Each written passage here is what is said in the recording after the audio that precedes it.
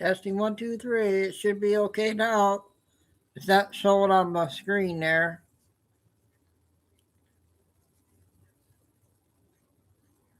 Harry, is it better?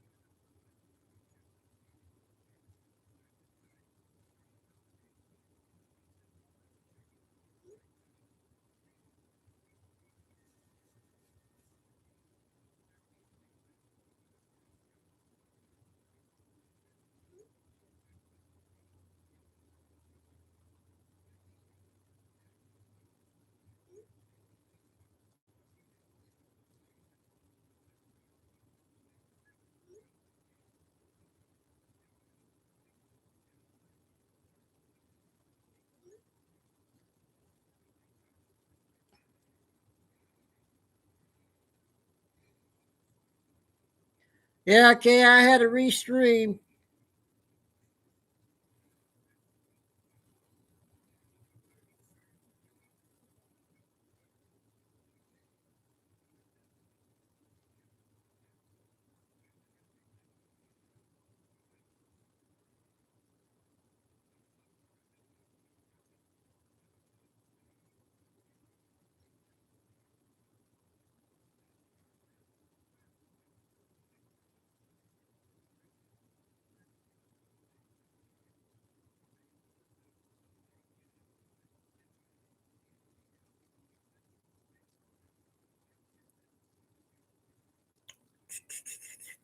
Yep, Carol. It doesn't show on my screen about the connection. They're starting to put it on, so I guess I had to restream it.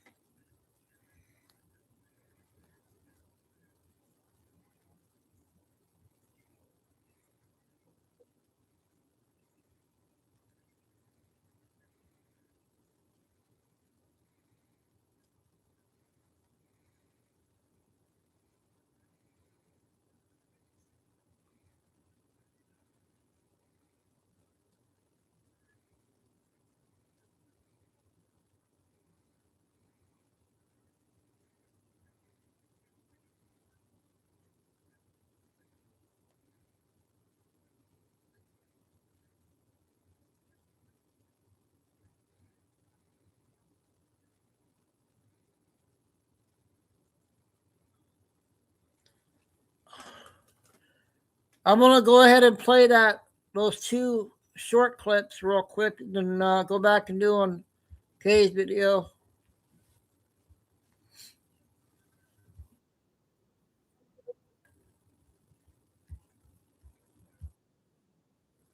I just want to give you guys an update. I had posted a video of some cats that I feed at a gas station, and I had told you guys that if you wanted to sponsor one, I would get him neutered. You know, I'm doing everything I can over here. You know, and I don't even have a life. I'm gonna be honest with you. Um, every now and then, me and Janice get together and make some videos, but as far as like going out or spending the night somewhere, that's not possible with everything that I've got going on.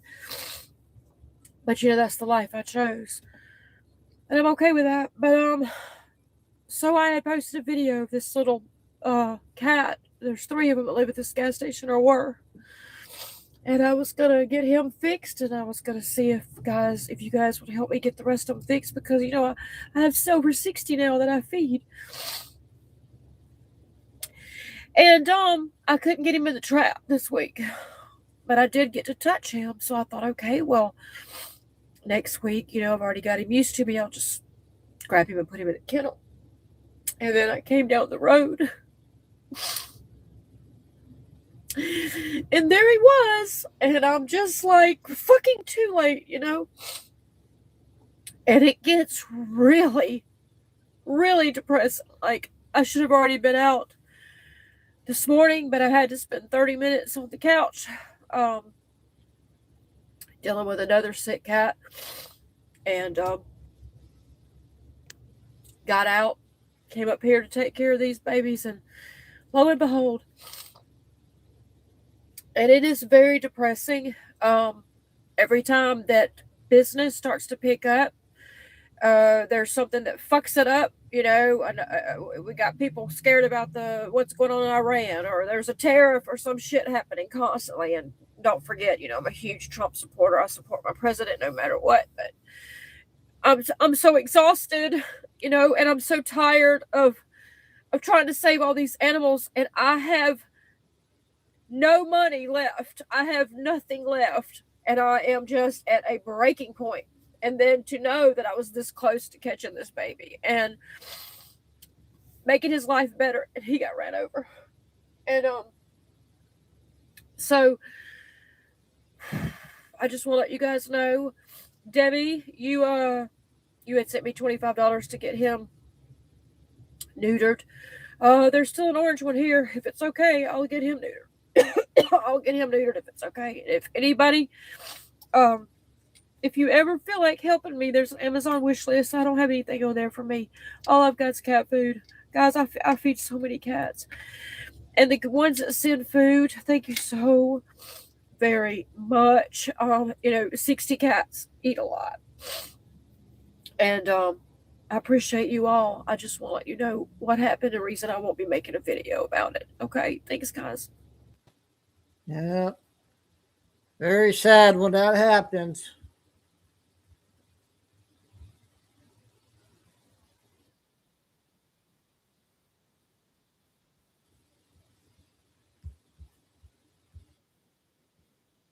No liberal.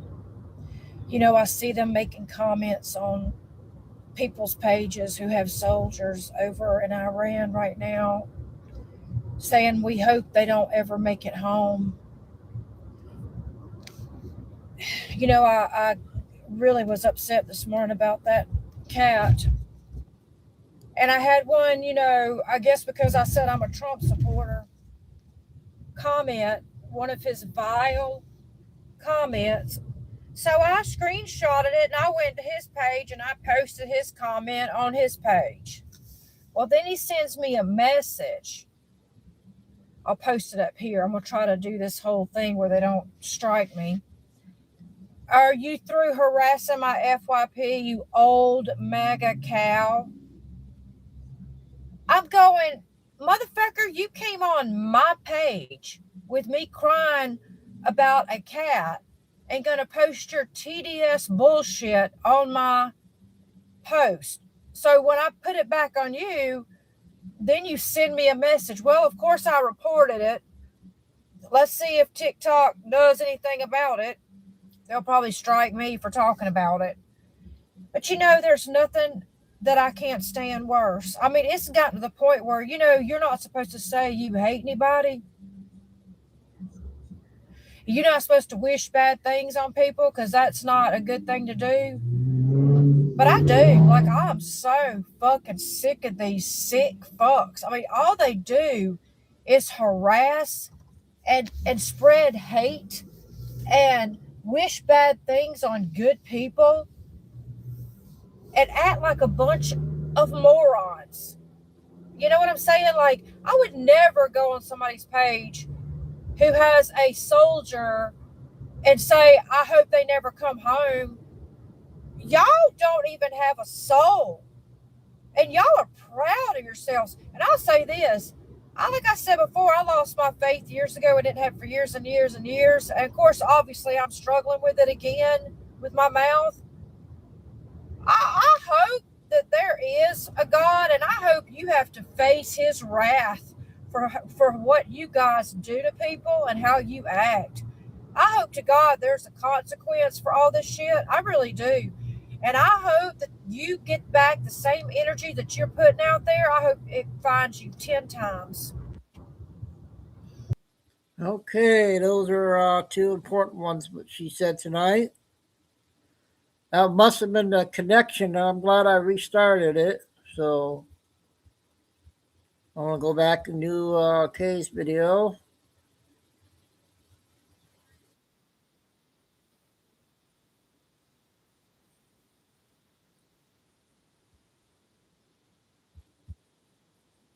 That has the entire Western Hemisphere on notice. Cuba, the communist stronghold 90 miles off our coast, has defied 11 American presidents, is about to fall.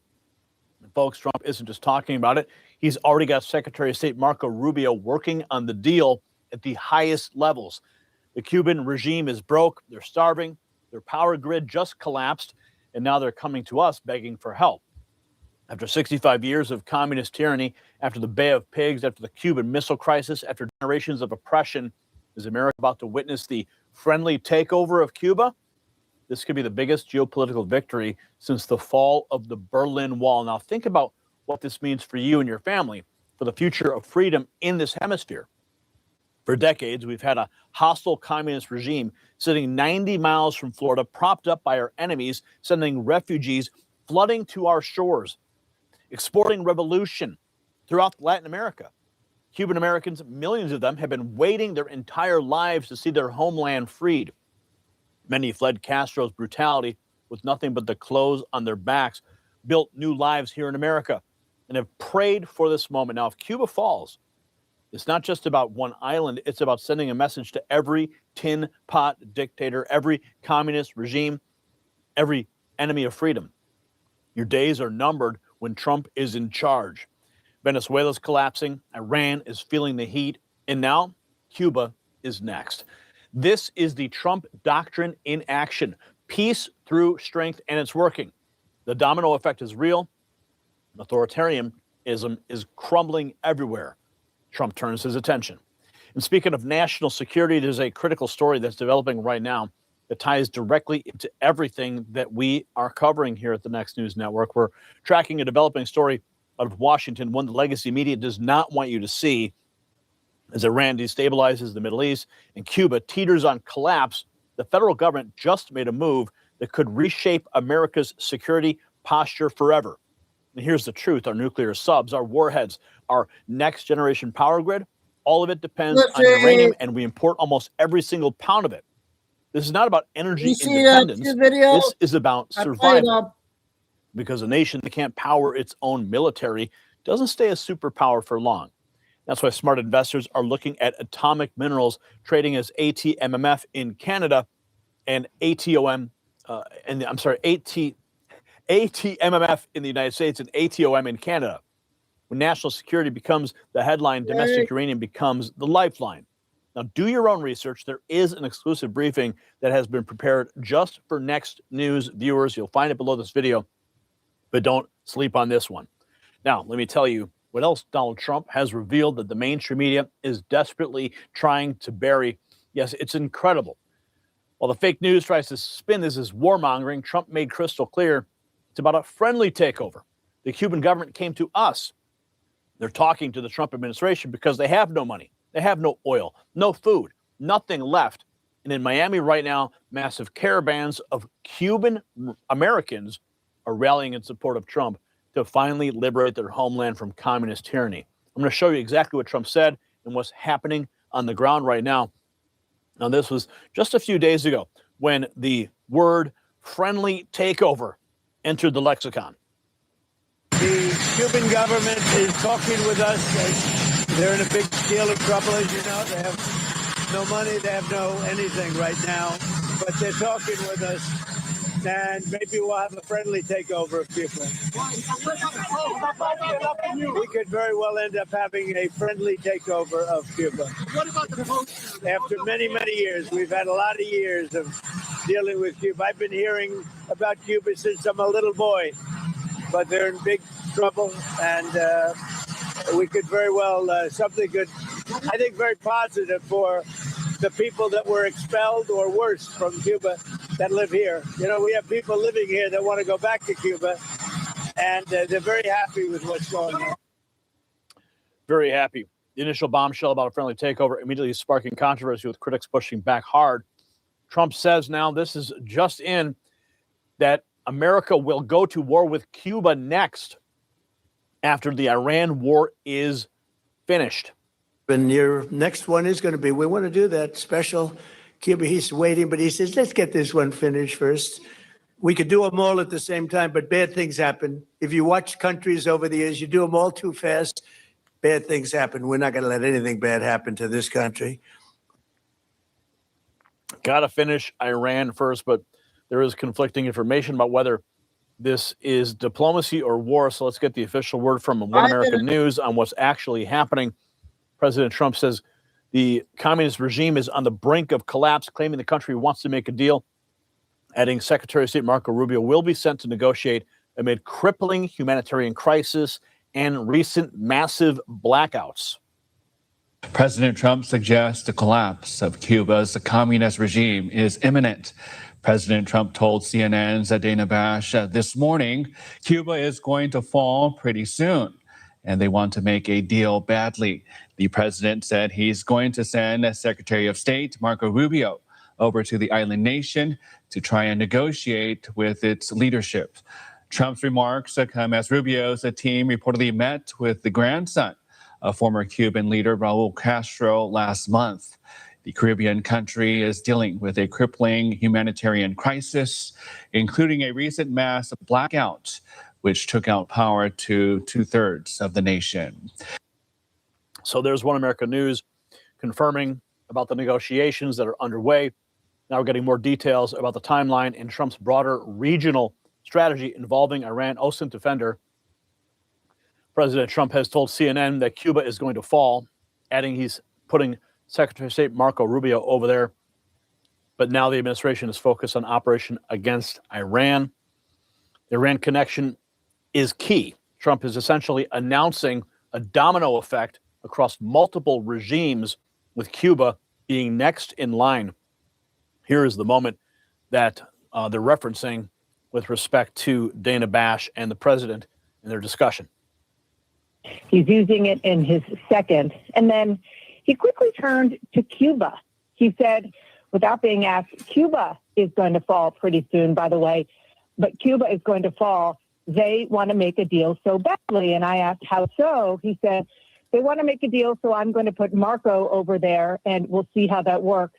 But we're really focused on this one now, meaning Iran. We've got plenty of time on Cuba. Just more quickly. So that was the conversation that Dana Bash had with the president. It's not just presidential rhetoric. Trump is putting his money where his mouth is, putting his top expert to handle negotiations. Trump announcing Cuba is going to fall amid Venezuela and Iran operations. They need help. We're talking to Cuba. That's what he told Politico. Previously confirmed Secretary Rubio is dealing with Cuba at a very high level. And the Cuban-American community isn't waiting around. They're taking to the streets to show Trump that they are ready for action. Caravans now flooding the streets.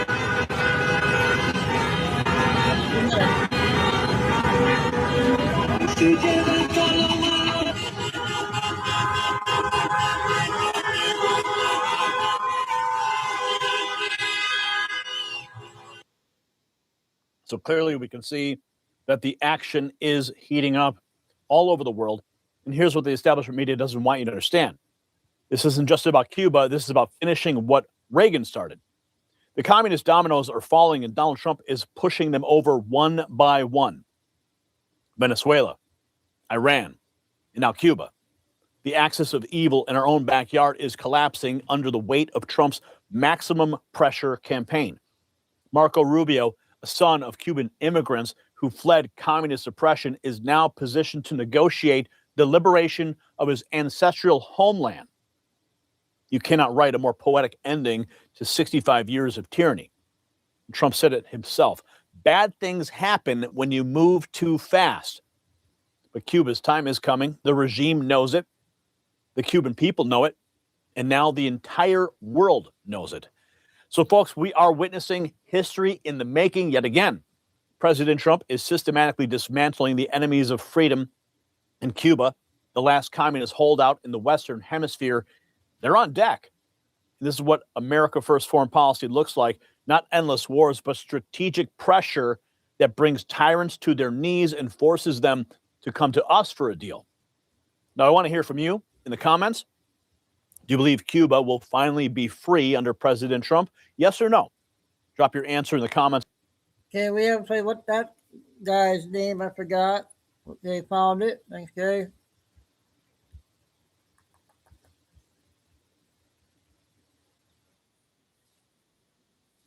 I don't know if I played this short one or not. U.S. Senate votes 53 to 47 to block war powers on further military strikes on Iran without Congress's approval. This guy issued a jihad fatwa declaring the shedding of blood of Trump and the Zionists is obligatory. Probe into the auto pen use by Biden and aides closed by D.C. U.S. Attorney's Office. Apparently, they weren't able to find enough evidence to proceed. A U.S. Marine veteran was arrested and removed on Capitol Hill today. He was protesting the war of Iran on behalf of Israel and stated nobody wants to fight for Israel. He ended up getting his hand caught in the door, and I believe his arm was broken. And all this happened while the committee sat there not looking at him, not addressing any of this, acting like complete robots. We also ended up invading Ecuador for some reason today. It couldn't be because Ecuador bans oil drilling to protect 700,000 hectare rainforest and indigenous people. I'm sure that's not the reason. Paramount Plus and HBO Max to merge into one streaming service after WBD deal closes. The CEO just happens to be David Ellison. I'm sure there's no conflict of interest there. A national blackout in Iraq today. Pam Bondi has been subpoenaed to testify about the cover-up of the Epstein files. 6.5 earthquake hit on the coast of Alaska today. 2026 seems to be a very eventful year. Listen up. I just want to give y'all an update.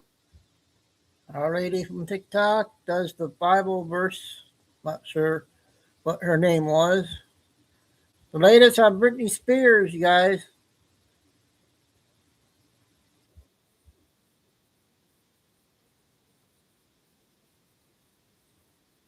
Was driving erratically, leading to an hour-long chase. Now her own rep is saying she needs help. Jim Murray has the latest. Was Britney Spears trying to evade arrest? Cops say she was driving under the influence. The black BMW sedan in and out of lane, now speeding. Black sedan, erratic braking, swerving, and driving with no taillight. I'm going to attempt to take the vehicle off on Hampshire. According to police dispatch, Britney was refusing to cooperate with law enforcement on the 101 freeway. He's refusing to exit. Party refusing to exit.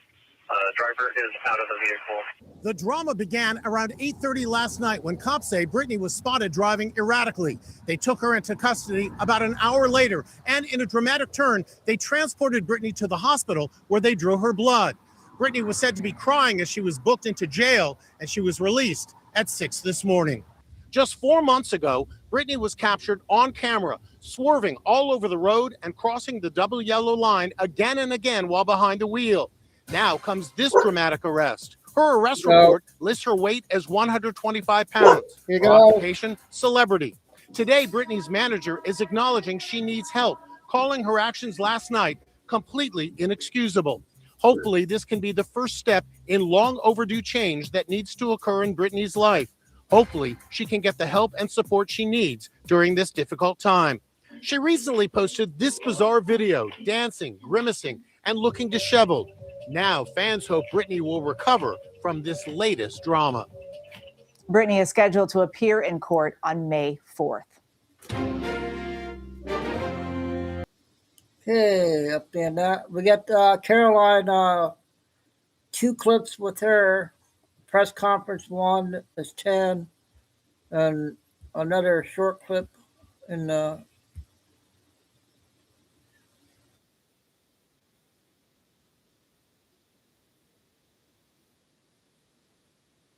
due date, and so am I. Hi, everybody. Good to see you out here. It's a busy day here, as you all know. The president will be meeting with defense contractors here at the White House in a few minutes with Secretary Hegseth.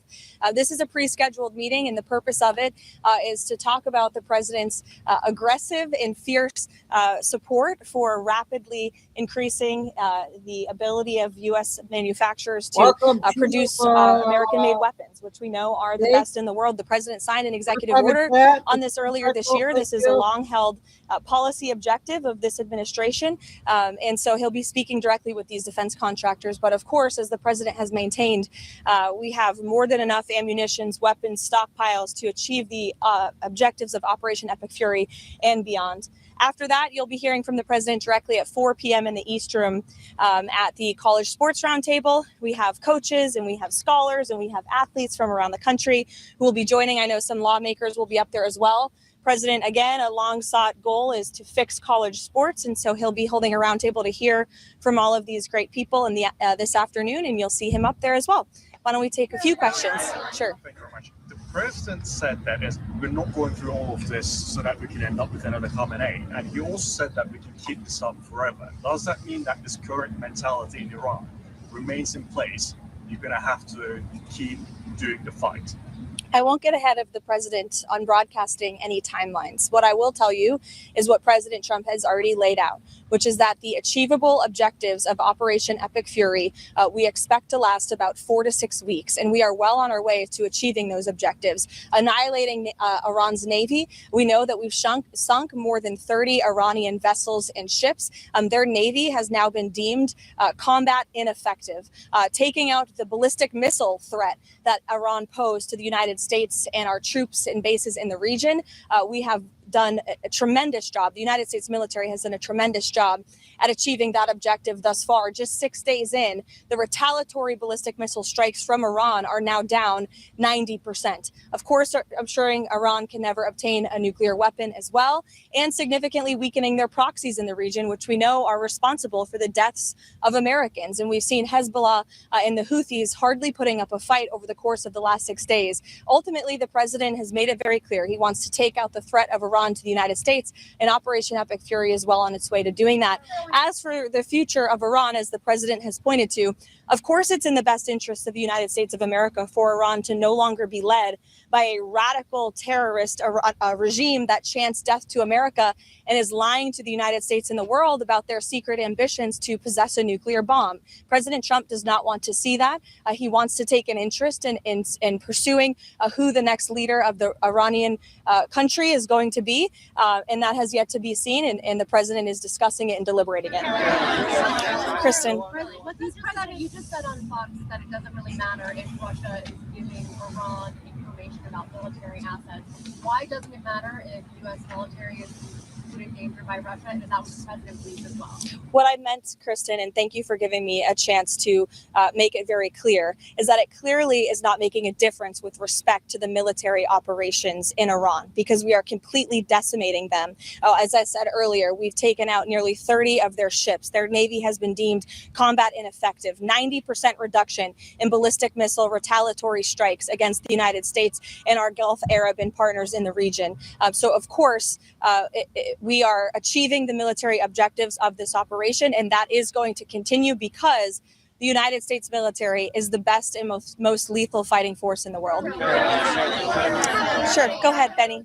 Can you confirm if U.S. has taken full control over the airspace in Iran, like it's been reported these past couple days? Trump said within hours, within days. Can you confirm anything along those lines? Yes, we are well on our way to doing so. Caroline, has the president's faith in Russia to cut a peace deal with Ukraine been shaken by the knowledge that Russia is apparently supplying intelligence to Iran in this conflict? I think the president would say that peace is still an achievable objective with respect to the Russia-Ukraine war. You saw Special Envoy Witkoff put out a tweet yesterday announcing a new prisoner exchange between both Russia and Ukraine. So it's something this administration still wants to see, and something I know the president will continue to work on. Has he expressed any frustration to Putin about this intelligence? I'll let the president speak on that directly. Mary. What does the president mean when he calls for unconditional surrender? Is he saying that the regime has to fully relinquish control? What the president means is that when he, as commander-in-chief of the U.S. Armed Forces, determines that Iran no longer poses a threat to the United States of America and the goals of Operation Epic Fury has been fully realized, then Iran will essentially be in a place of unconditional surrender. Whether they say it themselves or not, frankly, they don't have a lot of people to say that for them, because the United States and the state of Israel have completely wiped out more than 50 leaders of the former terrorist regime, including the supreme leader himself. Caroline, the president had a July 4th deadline for the One Big Beautiful Bill. Does he see a deadline for the Save America Act? As I know that's a priority of his to get passed. As soon as possible, I know the president would say. This is a huge priority for the president. It remains one. I know he has added on some priorities to the Save America Act in recent days, namely no transgender transition surgeries for minors. We are not going to tolerate the mutilation of young children in this country, and no men in women's sports. And the president putting all of these priorities together, it speaks to just how common sense they are. These are all common sense priorities of this president that are backed by the vast majority of Americans, and he wants Republicans to act on them as quickly as possible. Thank you. Ken Paxton laid out some conditions yesterday, saying that he would drop out of the race if Senate leadership on the Republican side agreed to, getting rid of the filibuster, for example. What are the president's thoughts on that? I won't get ahead of the president on the Texas Senate race. I know it's of great interest to everyone. I'm no longer his political spokesperson. I'm a government spokesperson, so I'll let him speak on that directly. You elaborated on the president's decision to tap Markwayne Mullin as the next DHS secretary. Can you talk a little bit about the rationale for the choice, why Mullin was the best candidate in his eyes, and also your message to congressional Democrats who continue to keep the DHS unfunded? Yeah, well, Senator Markwayne Mullin has been a strong friend of the president and a big supporter of the president's immigration policies. Not only that, he's exceptionally talented, qualified, and I know well respected by his peers on Capitol Hill from both sides of the aisle. So we look forward to his expeditious confirmation, and I know the White House will be working with our counterparts in the Senate to make that happen as quickly as possible. Caroline. Thank you, Caroline. The president has said he wants to be involved in Iran's future. He has also called the son of Supreme Leader Khamenei a lightweight, and he has also said that United States strikes have taken out the potential candidates. So does the United States now have any candidates, or looking at candidates who may lead Iran for the future? I know there's a number of people that our intelligence agencies and the United States government are looking at, but I won't get any further on that. Sure. Is the president satisfied with the pace of the investigation? The U.S. military did hit that Iranian school. Is the White House concerned that this was the United States? Again, as I said at the briefing 2 days ago, I don't have any updates with respect to the investigation. I would expect those to come from the Pentagon. Sure, Haley. That the U.S. was operating in the region of the school. Again, I don't have any updates for you on the investigation. Those will come from the Pentagon directly. Haley. Russia should face repression for providing intelligence to Iran as part of the U.S. military? Again, I'll let the president speak on that directly. Do you have any comment, Sure. Caroline? Do you have any comment on the MAGA influencer divide on the Iran war? It seems like everything on X is everybody's going at each other. Any message to both sides of the aisle? I would just remind people, X is not real life. This president lives in the real world. And with respect to MAGA, President Trump is the leader of MAGA. He's the creator of the MAGA movement. And there is nothing more America first than taking out terrorists who have maimed and killed our own servicemen and women, who chant death to America and who pose a threat to the homeland. And so President Trump is a leader of the peace through strength foreign policy doctrine. He attempted peace through diplomacy exhaustively and extensively with the rogue Iranian regime. And so they have been struck with the strength and the sheer might and will of the United States Armed Forces. And President Trump has proven he's a man of his word. If you go back and look, not just over the past year as president, but in his first term and in many years in his private life as well, when he has said that the Iranian regime can never obtain a nuclear bomb, well, now he's finally acting on it, and he has the courage to do what so many presidents in the past did not. We'll see you guys later. Okay, that was today's press secretary there update. Yeah, I got a 4-minute one. I guess he's the next person in line here.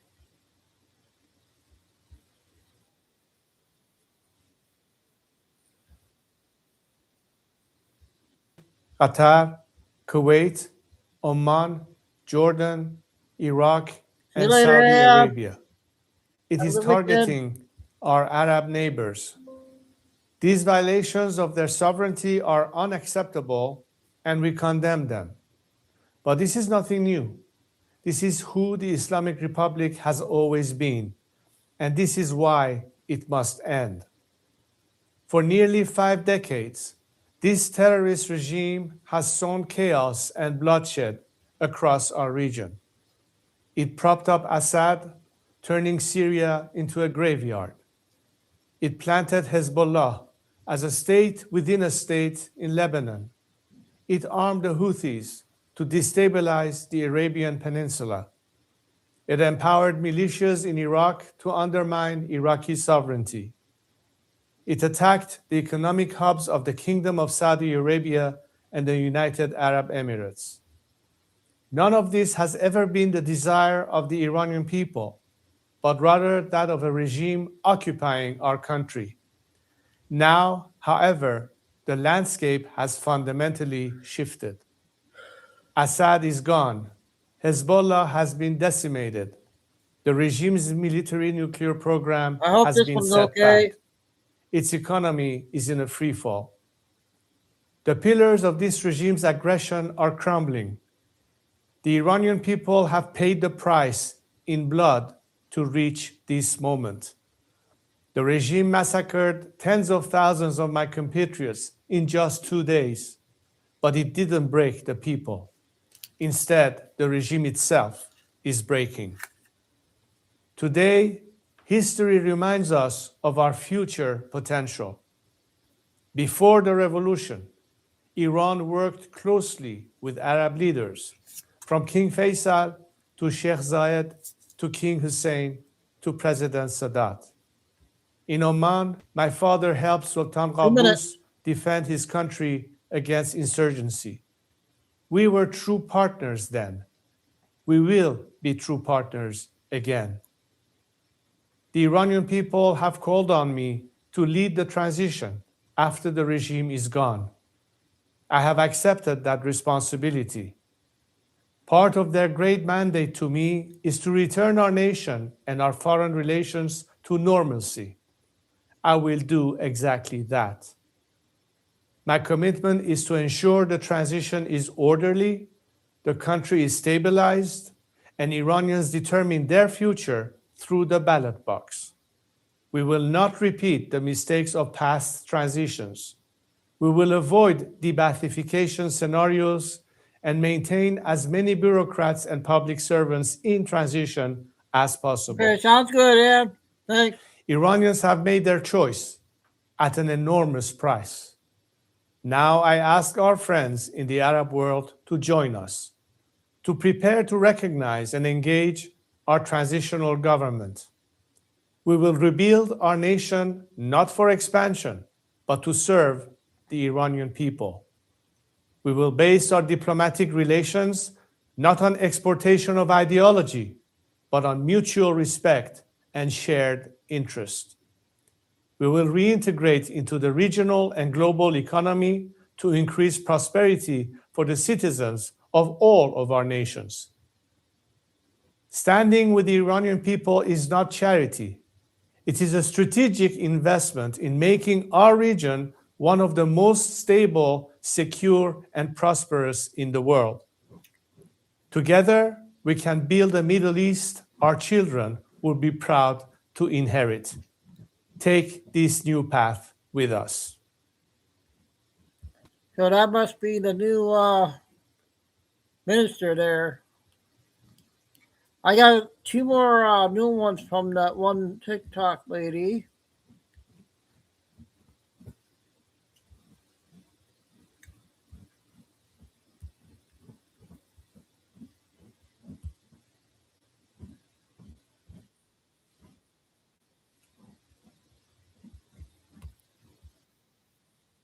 U.S. tests doomsday missile off of California coast. That's no good. Largest U.S. military hospital abroad halts labor delivery services amid Iran war. This hospital in Germany. It serves as a critical hub and evacuation point for U.S. service members wounded in training or combat operations. But if there's only been 6 wounded, why are they closing the labor and delivery?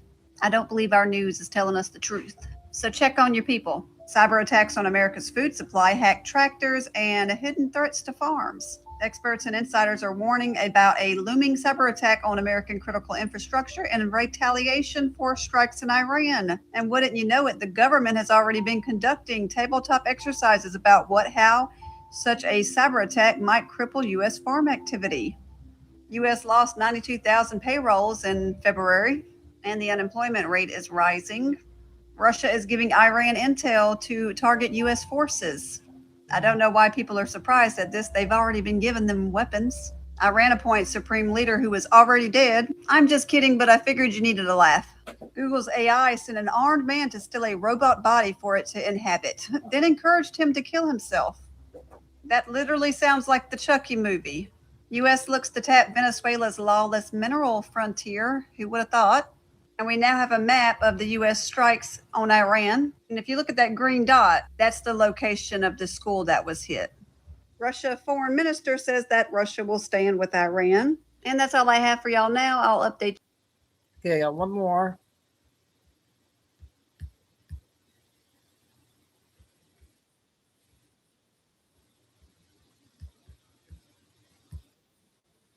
Is actually reporting on this. Chasing the Apocalypse, radical Shiite clerics on American soil preach prophetic showdown with U.S. They're framing this conflict between the U.S. and Iran as prophecy for the arrival of their Mahdi, or Messiah. See, their Antichrist figure is the Dajjal, and they believe that figure is Trump.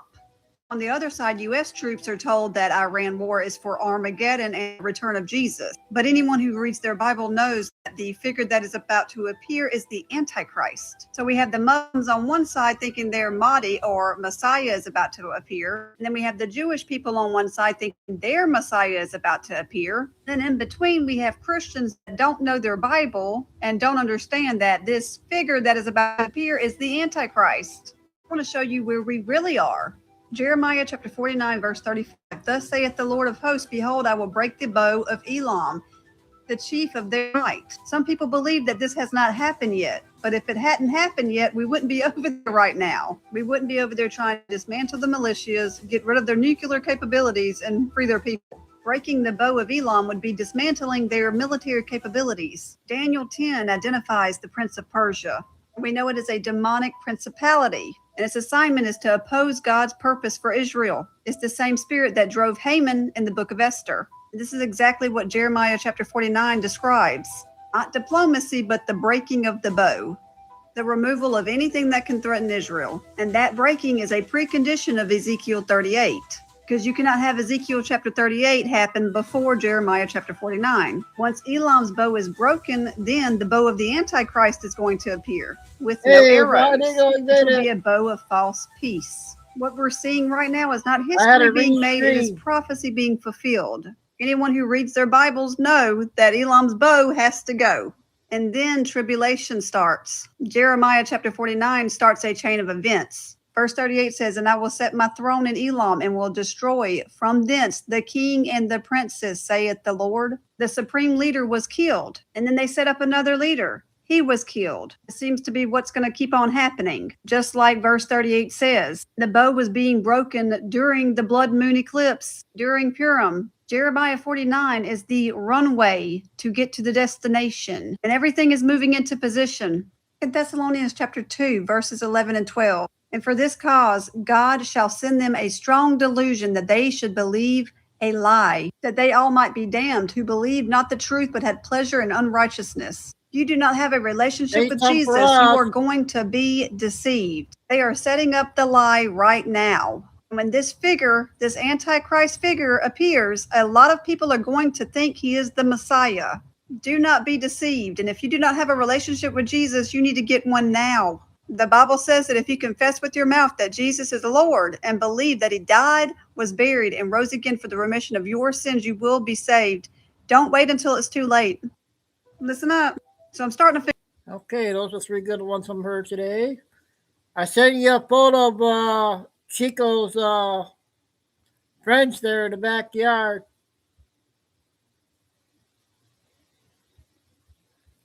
All right, what was I going to do? This next one is an interesting one. I don't know if you guys want to hear it.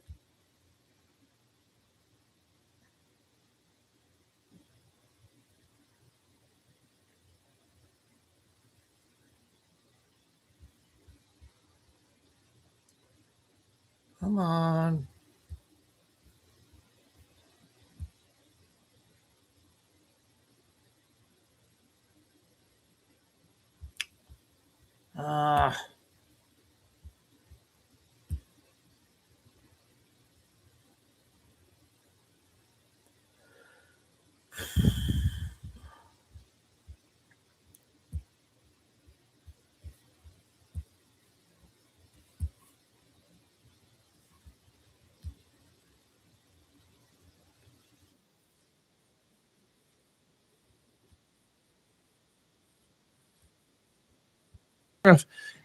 Tells us, Maureen, that he's definitely closer.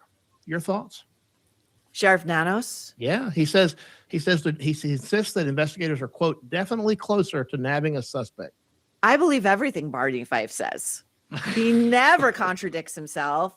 He never says things that he should be keeping close to his vest.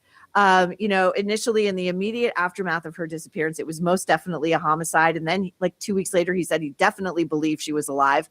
I mean, I really wish that the Guthrie family had been able to just fully expunge him from this case and hand it over to the FBI and leave it with them. It would be extremely rare if this were the work of a serial killer.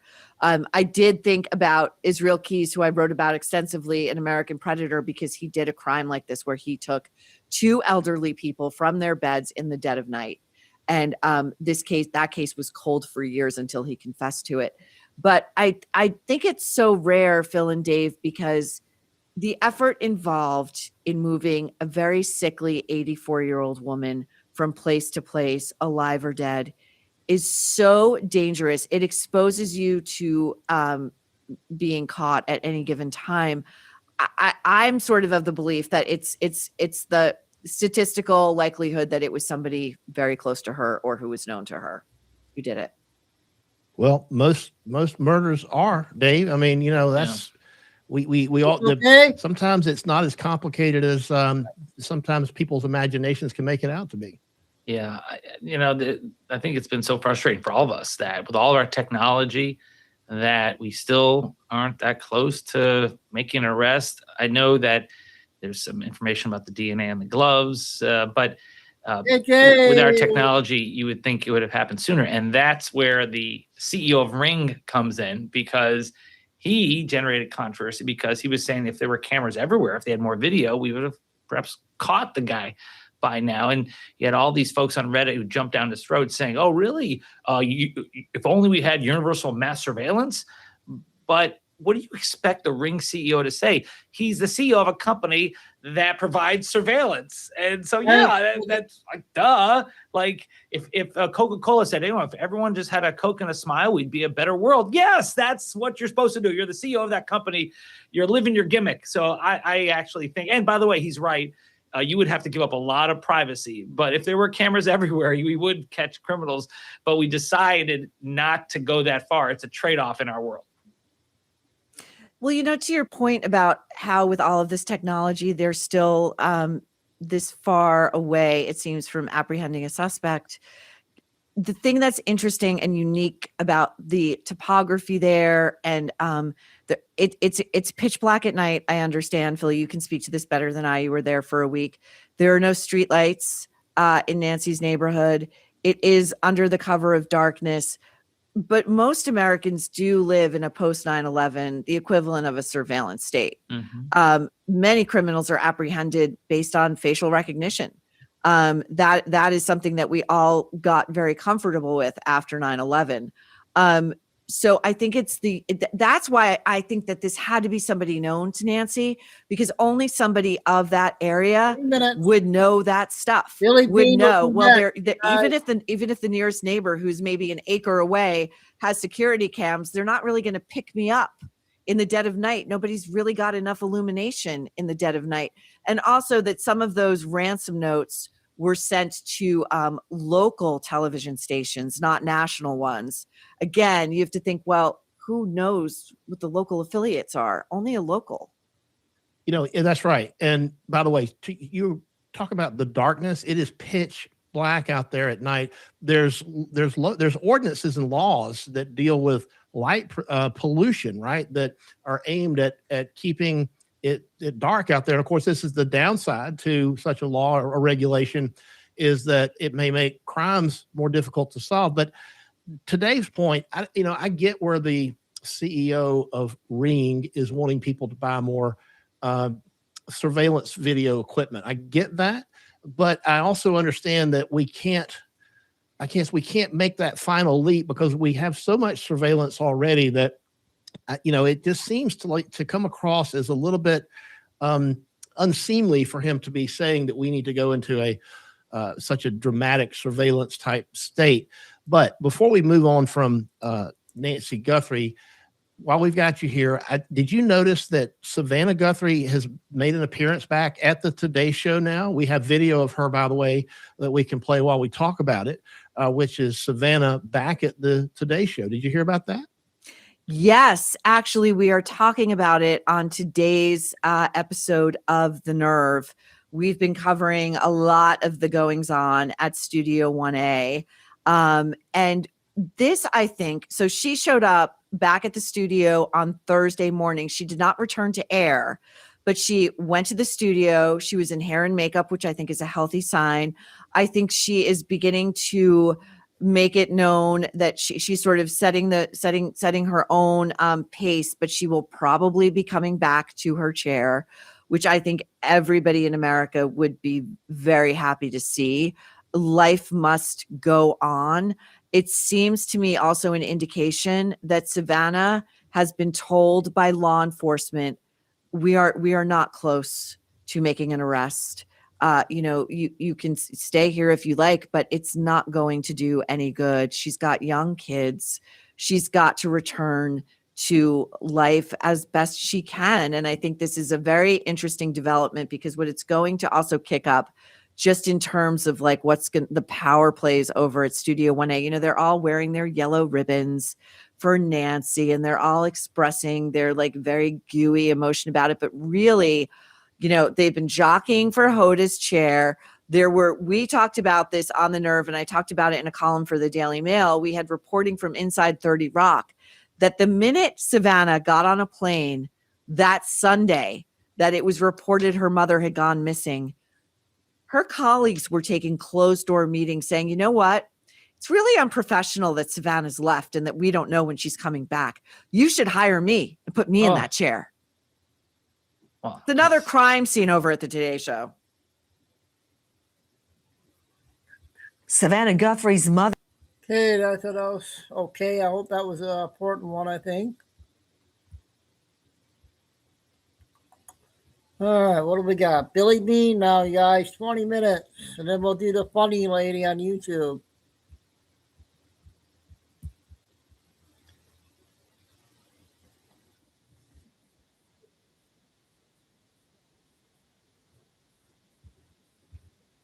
Time in Texas, 1 p.m. Some of the things we'll cover: Kristi Noem, and the U.S. military may be in this Middle Eastern conflict until September. and the IRGC is now hunting 80% of its own population. The CCP, we learn, is in control of many nations, including Spain, Canada, South Korea, the UK, and Iran. So let's get started. Kristi Noem, currently the director of the Homeland Security, has been redirected to a new position. She will be stepping down as the director of Homeland Security March 31. A new person to come in, we expect to be confirmed within the next 2 weeks, is Senator Mark Wayne Mullen, Republican from Oklahoma. Kristi Noem will be in a new position. There's a meeting in Washington, D.C. this week of a group made up of the U.S. War Department and the State Department. The new organization, along with approximately 18 countries from Central and South America, will make up what's called the Shield of the Americas. Kristi Noem's new position is the U.S. Special Envoy to this group that will include the U.S. military, U.S. State Department, and 18 nations, Central and South America. So that's going on. And we have this from Fox News. President Trump's approval rating with his mega base is now at 98%. Way to go, President Trump. And we have this coming out that there was a presser yesterday by the U.S. military, including Secretary of War Hegseth and CENTCOM Commander Cooper. He's in charge of the Middle East. And they put out, this occurred yesterday, within the past 72 hours, the U.S. military has made 20,000 strikes inside Iran, and they have taken down 30 Iranian Navy ships. Our last count was 20. Now they're plus the Iranian drone carrier Shahid Bahari. So they've taken down now 30 Iranian Navy ships. And they have decreased the number of missile strikes by Iran and also decreased the number of drone strikes coming out of Iran. Now, we can't, today is Friday, we can look forward in the next 24 hours that B-2 bombers are going to be hitting Iran, dropping 500 to 2,000 pound bunker buster bombs as part of an ongoing phase in epic fury. Yeah, we have 18 countries joining with the U.S. to fight the cartels. That's why the U.S. military and the State Department are both involved. Shield of the Americas is the new name for this. Yeah, and the meeting took place March 5 in Washington, D.C. to kick this off.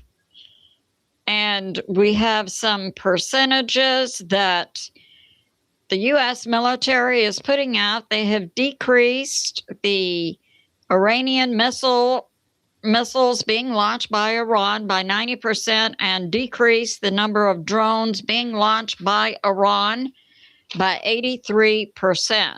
So that's why now they're bringing in the slower but heavier B-2 bombers. to take out deep underground bunkers inside Iran. And we have this, that we have going on a recent prediction for the future put forth by Martin Armstrong, globally famous economist, along with his predictive software Socrates, is that we see the U.S. and Israel involved in this Middle East conflict. And the software was predicting that this could spread to North Korea, South Korea, and also China and Taiwan. Now, I'll put this forth.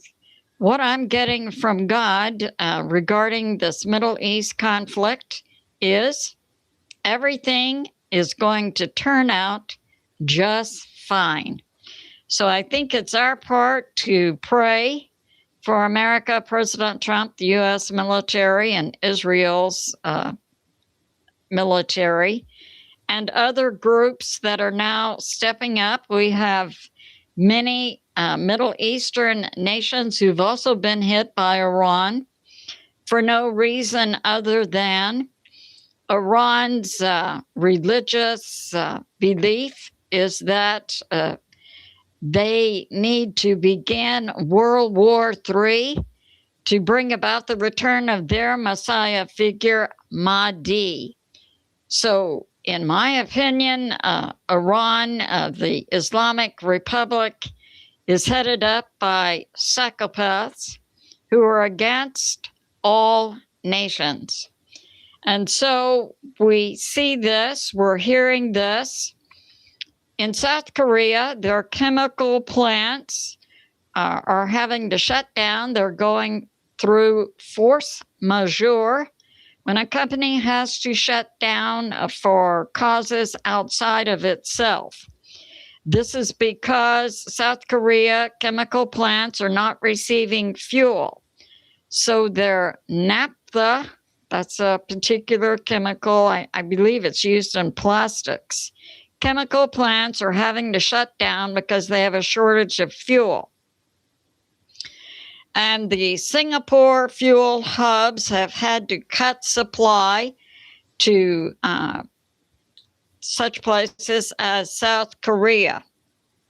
So we see that going on. China also in the last 24 hours has stopped exporting all diesel and gasoline out of China.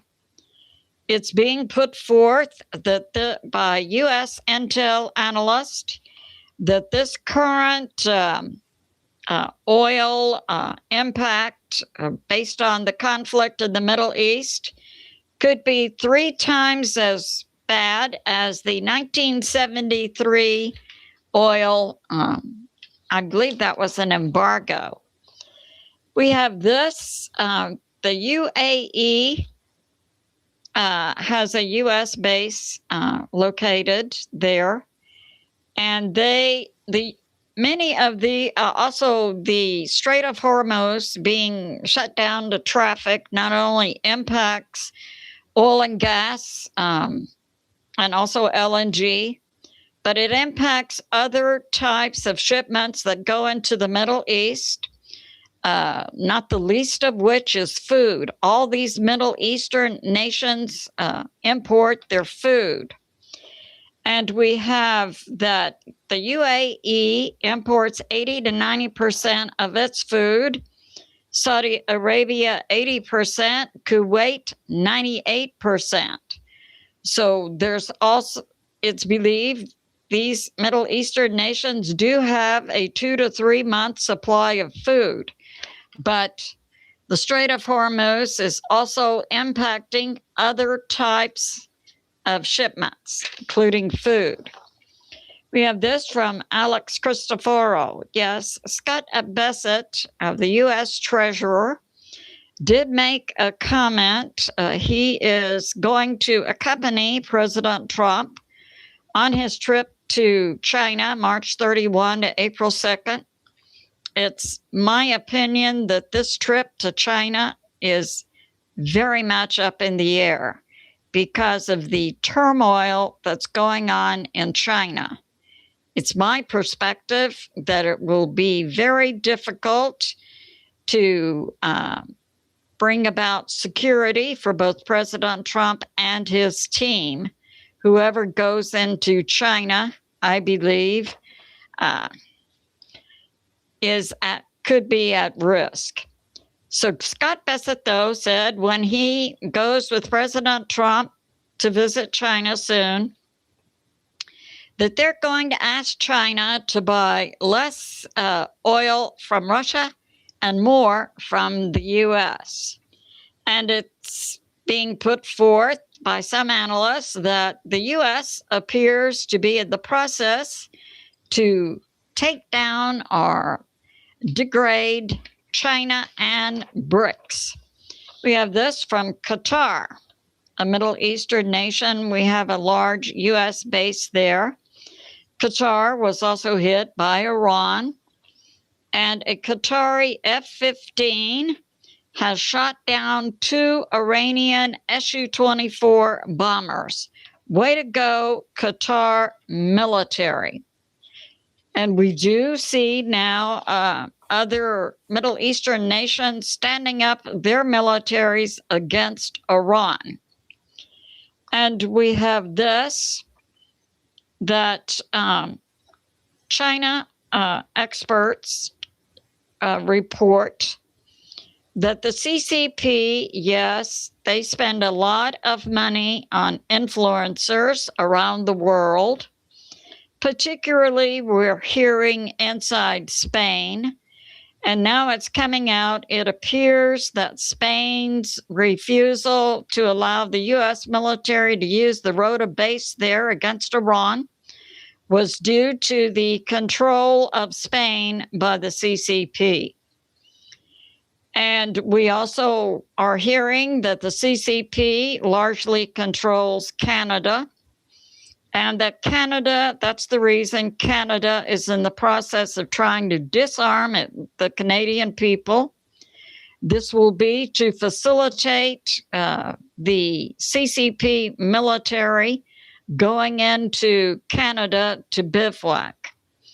And we have in South Korea, also it's believed now, to be controlled by the CCP. That's why we're seeing South Korea locking up its previous president, who was working with the U.S., and it's believed South Korean government, now controlled by the CCP, is no longer working with the U.S. government nor the U.S. military. The U.S. military still has a large presence in South Korea. And we know that the CCP is firmly in control of the UK, Starmer, who brought about the approval to build the largest CCP embassy anywhere in the world in London, and that's to facilitate the CCP taking over the UK. And we have this, that the U.S. Is continuing to hit secret IRGC factories that are making drones and so forth. They are learning the secret locations, and the U.S. military is hitting them. We are seeing Israel hit inside Lebanon the Iranian proxy Hezbollah. Hezbollah has been hitting Turkey, Cyprus, and Greece. So that's going on. And we have this. And Hezbollah also continues to hit Israel, as does Iran. We've had hits on Israel today from Iran. And we're hearing this. Azerbaijan, that's on the border of Iran, who is a collaborator with the U.S., has put their military on the border. We're also hearing the Iranian nationals who are of the group the Kurds who have been in exile in Iraq. Iraq is also on the border of Iran, are now preparing to put boots on the ground in collaboration with the U.S. into Iran. So we see Iran with two factions so far to present boots on the ground, one group from Azerbaijan and one group coming from Iraq, the Kurds, who are Iranian nationals, who are part of the resistance group in Iran. President Trump has put out on Truth Social and other social media platforms within the last 24 hours, there will be no deal with the Iranian government other than complete surrender. That whole group that constitutes the Islamic Republic government, in my opinion, has to be totally taken down. They have to be neutralized one way or another. There needs to be a transitional government, and then moving on to a government where the Iranian people vote in their own leaders. We're hearing that a candidate for the U.S.-backed transitional government in Iran is Reza Pahlavi. So that's going on. And it's possible the U.S. military could be involved in this Middle East situation until September. And we've heard in the past 48 hours that the U.S. military was surging to the Middle East, an additional 80,000 U.S. troops. And so we see that going on. And we have this. We have that today, Friday, Iran has hit Israel. That happened this morning. No casualties inside Israel are being reported. And that Iran has tried to hit a U.S. base in Kuwait this morning. And again, we don't have details yet. We have this from Tusi TV. It's being reported, not yesterday, but the previous night. The IRGC went on Iranian TV to tell the Iranian people that the IRGC is now going to be hunting down the 80% of the Iranian people who support a government change, and they are going to shoot them dead in the streets and then start going into their homes. This is 80% of a population that is 90 million. So we could hope that some way the U.S. can get weapons into the Iranian people so they can defend themselves. Yes, Reza Pahlavi is being put forth to head up a transitional government in Iran. The Islamic Republic form of government and all the people associated with it have to be neutralized. So that's going on. It's good to be in prayer for America, President Trump, the U.S. military, and world peace. I love you, and I'll see you soon. Okay, Billy Bean for today. Now the YouTube lady.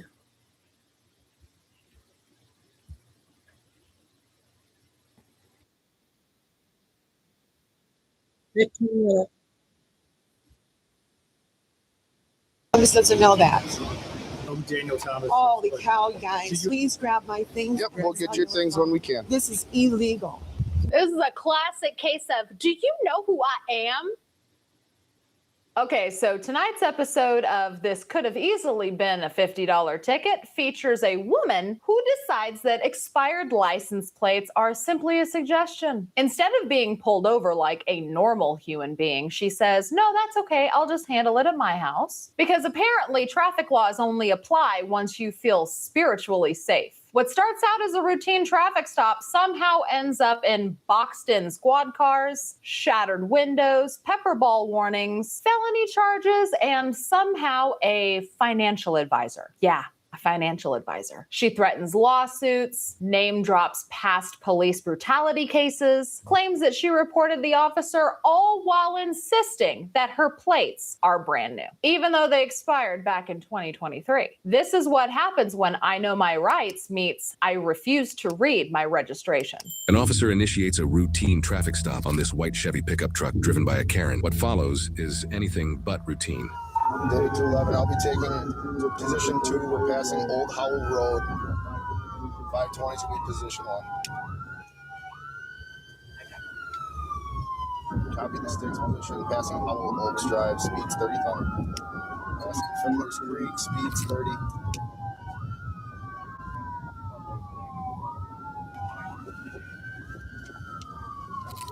Copy. We're coming up to 18 now.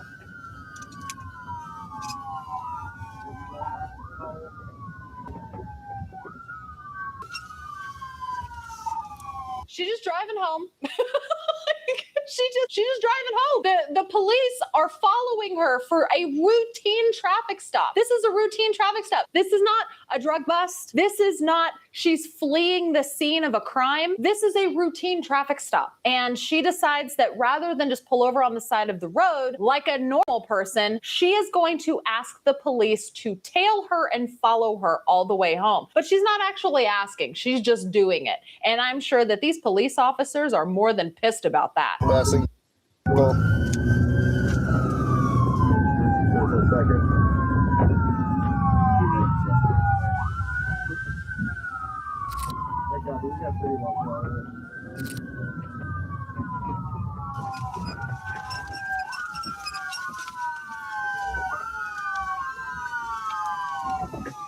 She's pulling into the garage. Yeah, just pull in.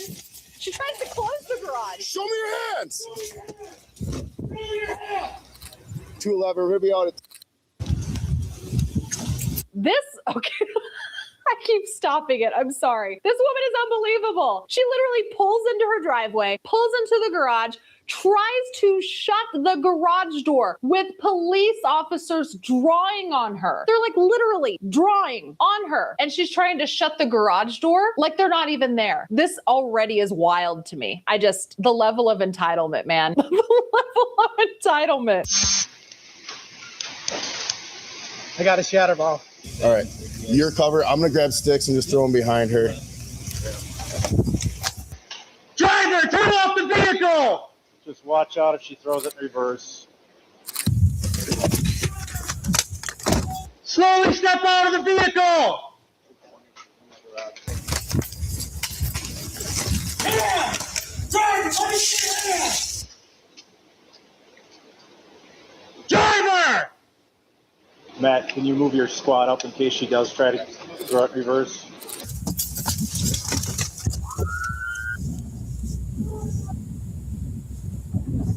So we got 2 tasers, 2 lethal. David 211, we got a canine en route. Yeah, our canine coming. Perfect. Tell her to get out of the car. You can see both her hands. She's got a cell phone. Will, since you're lethal, Shatterball.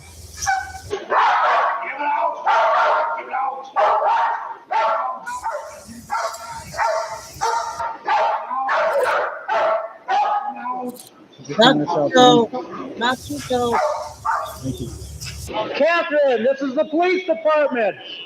We need you to exit the vehicle. Do it now, Catherine.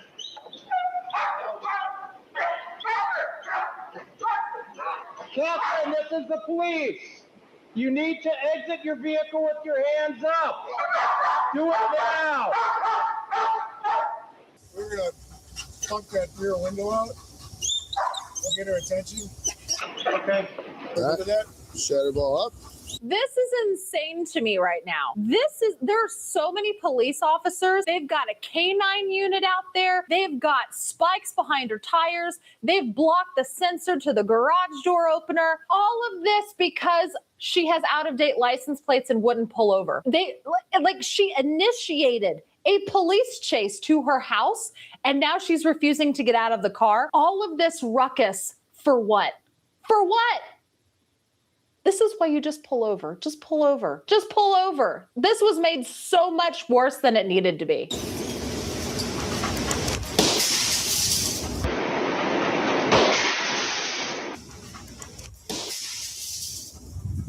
Come out here, Captain. You get bit by the storm? You're gonna get bit by the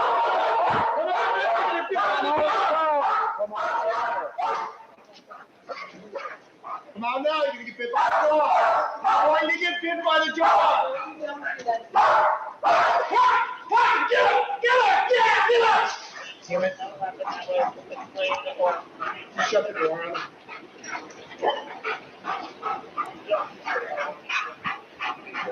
Another shadow ball? I do. You want me to get the... They're literally throwing shit and breaking her windows and sending the canine in there to retrieve her because she won't get out of the car. What?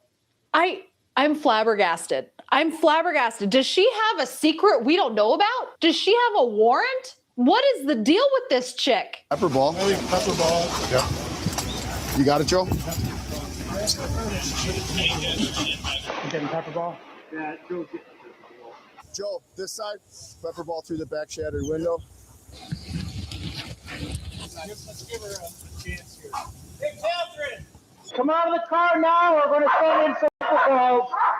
It's going to be hard for you to breathe. Come on out now. Thank you. All right. Come this way. Come this way. We'll figure that out in a second, okay? Just put your hands behind your back, okay? Put your hands behind your back. Put your hands behind your back, or you're going to get tasered. I'm going to have you guys you will not indict me. What is wrong with you? Put your hands behind your back. What is wrong with you? Put your hands behind your back. Okay. David 211, we're 1080. Got anything on you? Talking about Here, roll this way. Tuck your feet in. You cannot assault me as a woman. What are you doing? Ready? We're gonna help you out. I told you that you were He just crossed out my window. For what reason? We tried to stop you for about 15 miles. For what reason? For traffic violation. For what reason? You cannot. Yes, vehicle's cleared. Excuse me, you don't know that I'm Katie. I don't know that. But do you live here alone? Daniel Thomas doesn't know that. I don't know who Daniel Thomas is. Holy cow, guys. Do you live here alone? Yes, I do. This is my residence since 2011. Do you want it in mine or in Joe's? We'll throw it in Joe's. Please grab my things. Yep, we'll get your things when we can. This is illegal. This is a classic case of, do you know who I am? Do you know who I am? Well, apparently she thinks that she is so above and beyond the law that she doesn't have to stop for a routine traffic stop, that she could just drive for 15 miles and waste all of these police resources because they think that she is worthy of being followed. No, she's just entitled. She's just entitled because of who she is. Don't you know who she is? No, they don't know who you are, and clearly they don't give a shit either. What traffic violations do you have me? Are you injured at all, ma'am? Excuse me, you're not going to harass me. Your plates are expired, and that's why I attempted to stop Excuse me, they are not expired. They are. They are not. They are. Excuse me, Chevrolet is my Oconomowoc, my Chevrolet. Okay. You guys are out of your mind. You ever tell Daniel Thomas I'm suing the whole Waukesha?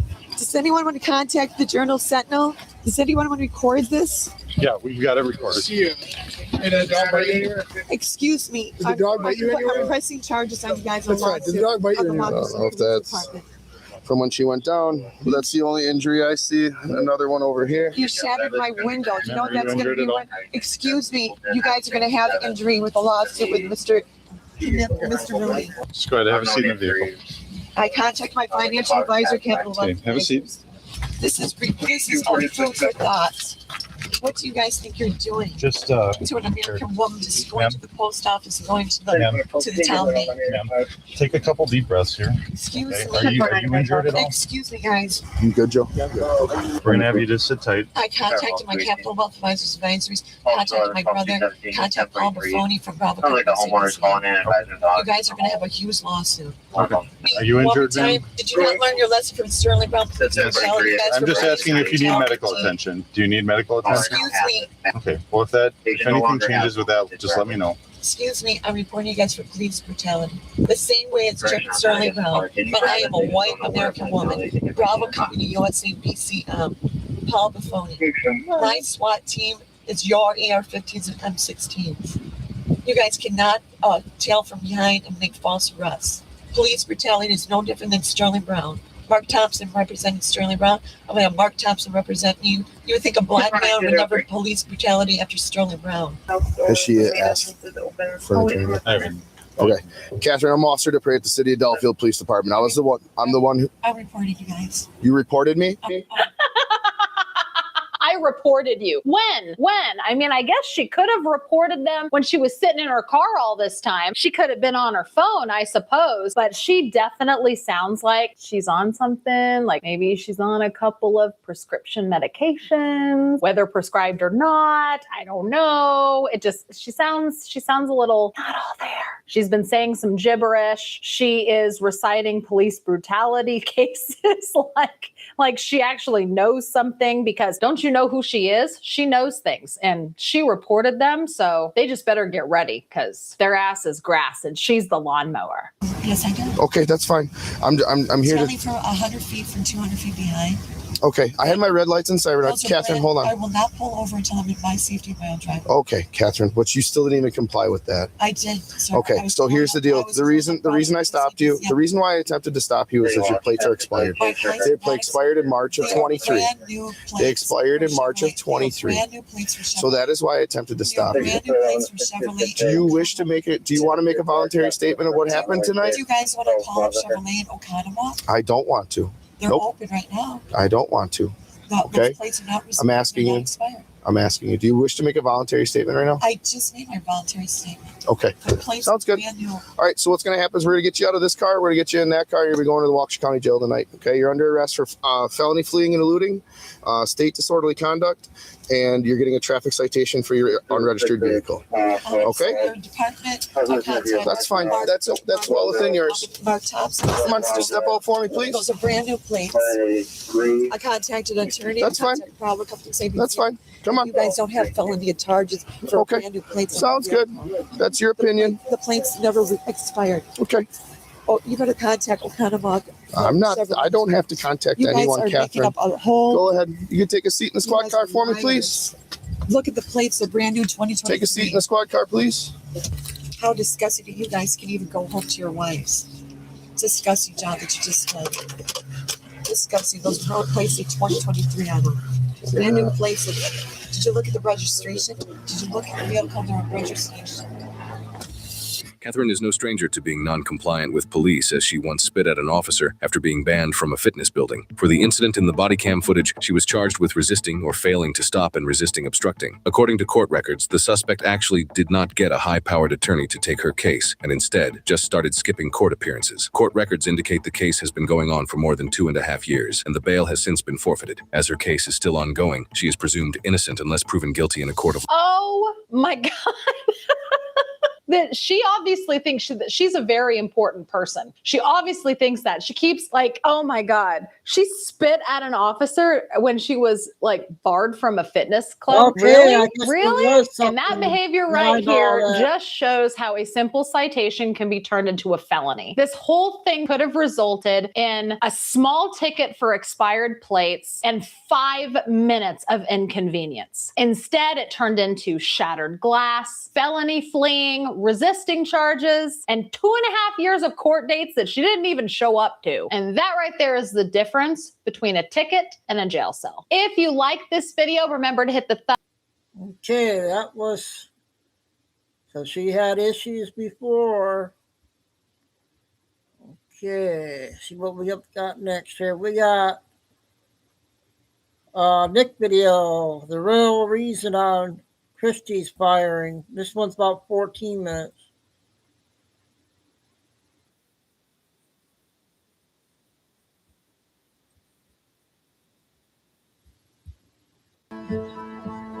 If you have tried multiple oral antidepressants.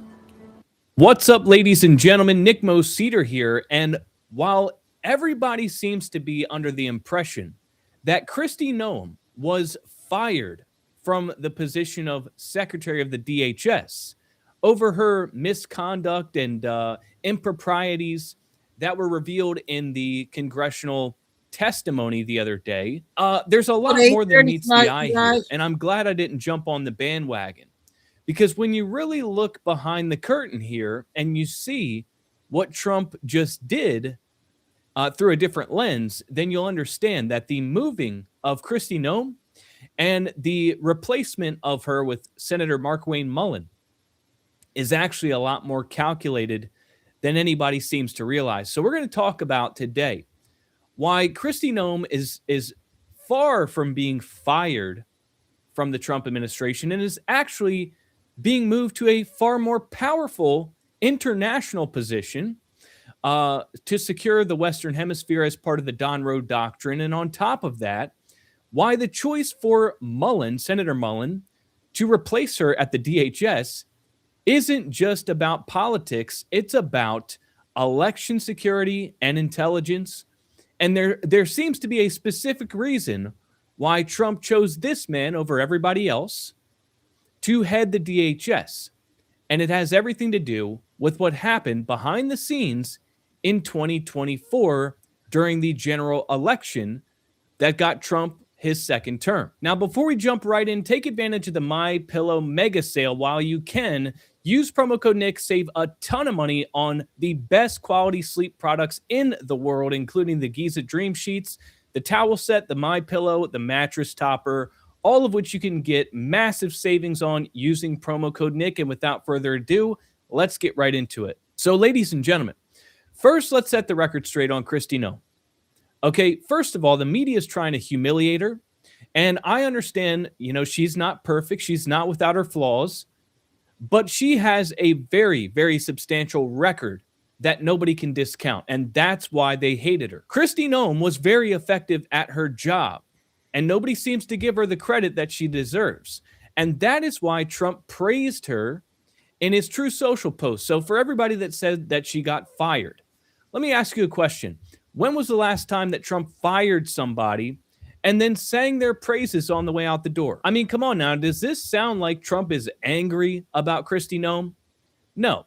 He said the current Secretary, Kristi Noem, who has served us well and has had numerous and spectacular results, especially on the border, will be moving to be special envoy for the Shield of the Americas, our new security initiative in the Western Hemisphere. We are announcing on Saturday in Doral, Florida. I thank Kristi for her service at Homeland. Okay? So again, does that sound like Trump is angry? Does it sound like she got fired? Does it sound like she's being removed from her position and kicked to the curb? No, she is becoming the special envoy for the Shield of the Americas. This is a brand new initiative that is being announced in Doral this Saturday. And so this is actually, in some ways, this is a promotion. When you understand what this is all about and what she's going to be doing in her new role, then it clearly is a promotion because she's going from securing our border at home here in the United States soil to essentially being part of a coalition in the Western Hemisphere of all these Latin American countries, working alongside Pete Hegseth at the Department of War. And essentially, it is part of the Don Road Doctrine, the Monroe Doctrine, the Don Road Doctrine, whatever you want to call it, where we are controlling the Western Hemisphere. And so it's like she's going from controlling the border here to controlling an international MAGA border in the Western Hemisphere, a much larger international border. The job that she's in now, the sphere of her influence, the amount of responsibility she has expands beyond the current position that she had previously. So how can you see this as a firing when in fact her role is expanding internationally. Now let's talk about Senator Mark Wayne Mullen being set to replace Kristi Noem at the DHS. Now I see there's a lot of skeptics out there. There's people going back in time and pulling up things that he said, his track record, how he defended the officer that shot Ashley Babbitt. Okay, fine. He's not perfect either. But let's look at this from a different angle. Why would Trump take a sitting senator and put him in charge of the Department of Homeland Security? Well, I think we have an answer to that question, at least in part. Look at what Patrick Byrne just revealed. So Patrick Byrne pointed out that Mullen was at Mar-a-Lago in October 2024, weeks before the election briefing that the team in Mar-a-Lago got for 3 days straight on elections and Venezuela. This is from Patrick Byrne. He's saying that this is a fantastic decision by President Trump. Senator Mullen saved the country in October 2024. He got my partner into Mar-a-Lago and spent 3 days briefing the team there on elections, Venezuela, and what had to be done November 5th. Now, I don't know if you guys are clued into this, but Patrick Byrne has been saying, and it has been confirmed by Elon Musk and shared by Trump on Truth Social, that there was an attempt to steal the 2024 election, but the White Hats stopped it. Okay? Now, what we're getting here is Patrick Byrne saying that Senator Mullen was actually responsible for getting Patrick Byrne into Mar-a-Lago, briefing the team on elections in Venezuela and this potential attack, and helped subvert the attack and get Trump elected in 2024. That's not small potatoes. That's not something to just brush off as a no big deal. Do you guys see where I'm getting at with this? It's no coincidence that this guy is being set to lead the Department of Homeland Security, because what falls under the DHS? I'll give you about 2 seconds to answer that question, and then I'm going to tell you. Okay, time's up. So under the DHS is the Cyber Infrastructure Security Agency, which is a federal agency under the DHS established in 2018 under Trump's first administration to defend against cyber and physical threats to critical infrastructure. It works with public and private sector partners to secure networks, communication systems, and physical assets. So this agency oversees cyber threats to critical infrastructure, including election infrastructure. Now, this guy, Senator Mullen, being integral in the 2024 prevention of the steal that got Trump elected a second time, is now going to be tasked with overseeing the Cyber Infrastructure Security Agency. Now, CISA was the agency which said that the 2020 election was the most secure election in American history. That was Chris Krebs under Trump's first admin, right? So it was a corrupted agency. Then under the Biden administration, you had the agency was utilized to create a mass censorship nightmare. It was weaponized against the American people. Everyday Americans were being targeted under the guise of misinformation. But under Trump's leadership, under the DHS, under Kristi Noem gutted this government overreach and cleaned up the agency and sidelined all the disinformation staff and reversed all the Biden-era policies and laid the foundation, right? So she ended the backdoor collusion between big tech and government to silence conservatives, and that was the foundational layer. Now bring in Senator Mullen, who actually knows the mechanical aspects of how elections are rigged, and now CISA can actually do its job and do something good. And I want to play for you a clip of Senator Mullen on the Benny Johnson show back in December of 2025, talking about the influence of Venezuela, China, and Russia, and talking about voting machines and the master key to the entire election system and foreign interference and all that. Take a listen to this. And this is going to be your new DHS secretary, albeit he still has to get confirmed by the Senate, but outlook is pretty good there considering he's a sitting U.S. senator. This is from, again, the head, effectively like the head of the CIA for Nicolas Maduro, the head spy chief for Nicolas Maduro. He says it was Smartmatic and our elections. Smartmatic was born of an electoral tool, the Venezuela regime. It was a derived tool to help keep regimes in power. I know this because I placed the head of IT for the National Electoral Council in this position, and he reported directly to me. The Smartmatic system can be altered. This is a fact. The technology was later exported around the world, including the United States. Regime operatives maintain relationships with election officials and voting machine companies inside of your country. He's talking about the United States. I do not claim that every election is stolen. What I'm saying with absolute certainty is that elections can be rigged with our software, and it is being used to do so. Do you agree with that? Well, this is something that's being looked at very heavily. We do know that all these systems are supposed to be closed circuit, and what's happened is these systems haven't been. And anytime the data can leave a machine, it can also be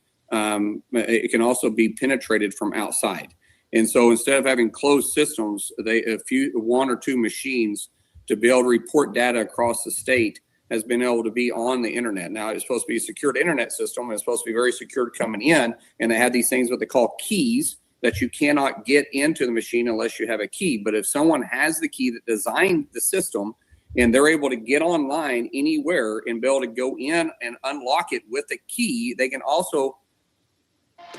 TurboTax locations are now open in your neighborhood. So hand off your taxes to an expert today. Now local experts do your taxes with 100% accuracy.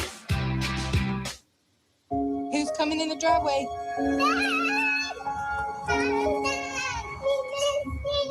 Cover up their tracks because that is the master key. And so whoever designed the systems can theoretically enter into those machines. And if those machines aren't 100% secure, which they're supposed to be when they're being calculated from certain centers before they're dispatched out, and they're supposed to be certified by the election committees. But if that part is being compromised and then the internet is somewhat compromised, then anybody that tells you that knows anything about technology, they can be accessible. Now, the question is, were they? Well, if you have Venezuela, who isn't a friend of ours, and you have China and Russia that's trying to sow doubt into our election system, you have to make the assumption that if they haven't, they're planning on doing so. And so we have to eliminate that. And who knows if they have or haven't, that's what the investigation is currently doing. So are you guys seeing this the way that I'm seeing this? You got Kristi Noem moving to the Shield to break the cartels internationally in this coalition of Latin American countries, while Mullen moves to the DHS to handle the insider threats and secure our election systems. I mean, this, you guys can look at this on the surface and you can buy the mainstream media's headlines, or you can understand that Trump is not disorganized and sloppy, and he actually knows what he's doing. And he's putting the right people in the right spots for the next phase of the administration. Trump is moving pieces to ensure that what happened in the past can never happen again. So while he's securing the border from the outside with Noem and the infrastructure on the inside with Mullen, people are acting like this is some sort of loss. I don't understand how people can see things at such a surface level, but there's clearly more than meets the eye here. Now, ladies and gentlemen, if you like the video, leave a like and subscribe. Don't miss the mega sale at mypillow.com. Use promo code Nick, save a ton of money. Thanks for watching, and I will see you next time. Okay, we got Nick again. I got 5 short ones. I'm going to finish off with Doug. I'm going to try. We got Q.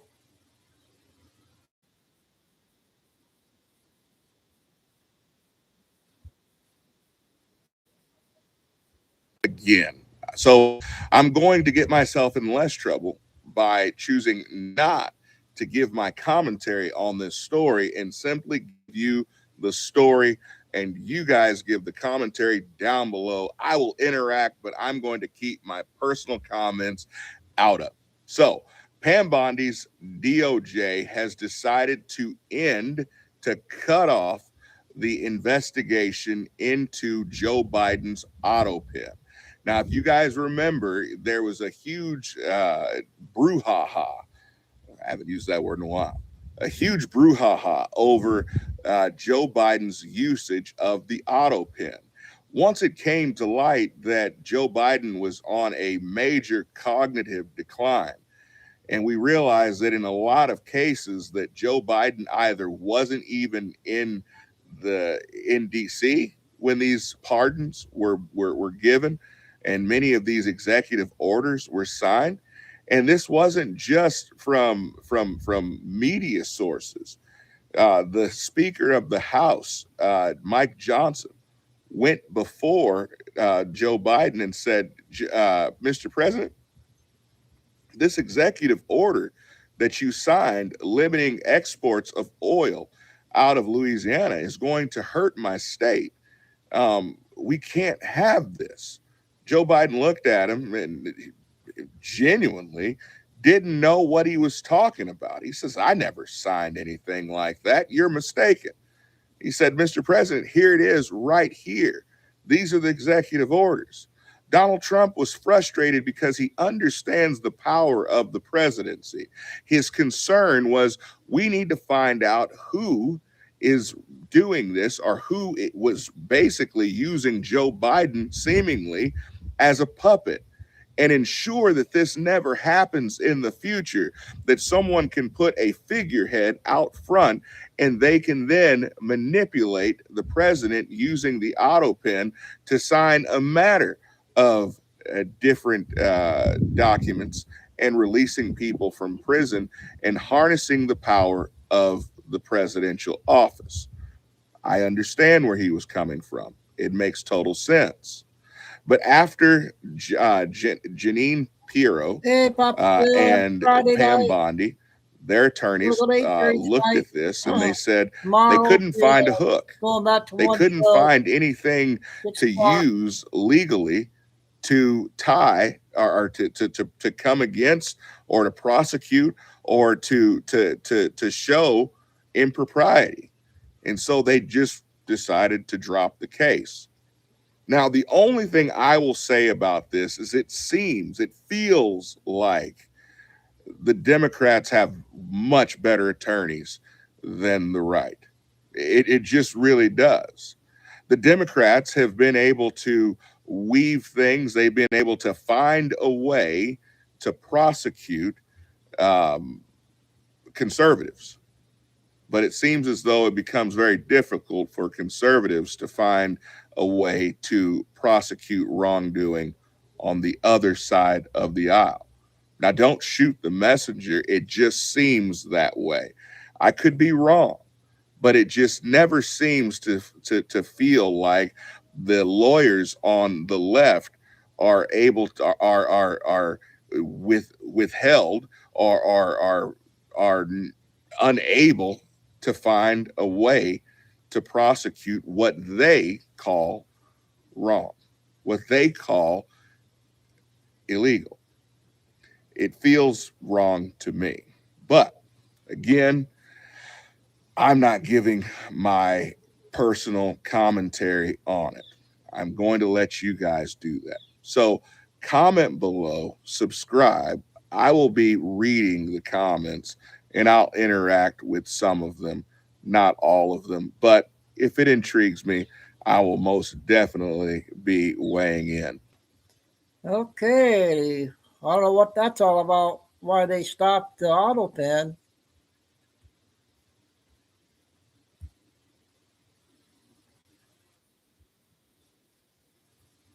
Okay, I got two with her, I think. I spent my career at the CIA and NSA and also advised other intelligence agencies. I now have my own corporate intelligence firm.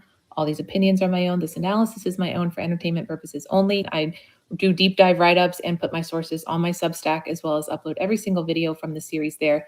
Thank you all so much for your support.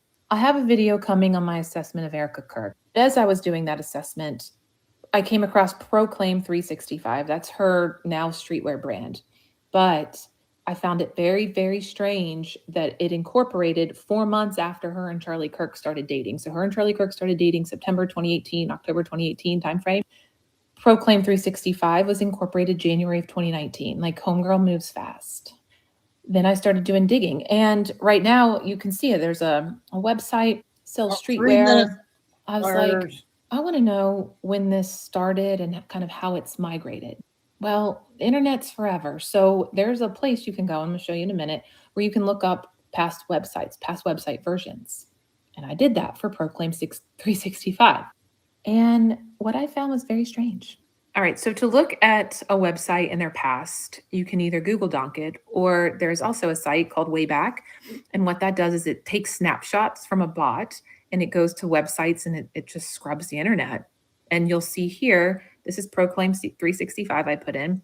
You can see the dates, the times that it grabbed it, and it'll show you the actual website, what was on the website. So prior to August 25th, this is what it looked like. It was Bible verses, everything Bible. Then what I found was August 25th. So what's that? 15, 16 days before Charlie Kirk was, it changed. It had been Bible from 2019 to now, and then it changed to a clothing drop website. That is when it became streetwear. I was like, that's strange. So then, because it became so popular, this site Wayback grabbed a bunch of snapshots during September, and I looked for the minorest change. I was like, when were they editing this? Someone explained to me why they were editing this site. So you can see all of the changes. September's wild. They edited this site the day he was 7 days after they did their new drop. And you can say, oh, well, someone else was running it. I think it's really, really strange that 15 days before Charlie Kirk was killed, merch drop showed up. I think it's really strange that on the day that he died, edits were being made. I don't care if you had hired somebody. 7 days after he died, whole new merch shop showed up. Really crazy is that on September 10th, the day he was killed, hero image, the image on the front page, was replaced with a Matthew 25:40 shirt. I'm going to read you Matthew 25:40. Truly, I tell you, whatever you did for one of the least of these brothers and sisters of mine, you did for me. So on the day Charlie Kirk is murdered, that's what you choose to replace. You're never, ever, ever now going to convince me. This wasn't planned. And they made a killing. A few weeks later, new drop, new website, new drop. They didn't care. This machine kept going. And if you go to everydayheroes.com right now, sorry, it's my lip gloss. If you go to everydayheroes.com right now, it redirects you to this site. Where's the Bible verse? Where's the picture of Charlie? Because it used to be a picture of Charlie and a video of Charlie Kirk and his kids. Yeah, that was gone August 25th. You got some explaining to do, Erica Kirk. Stay tuned. Okay, she's a former who worked with the CIA or three-letter word. Got one more.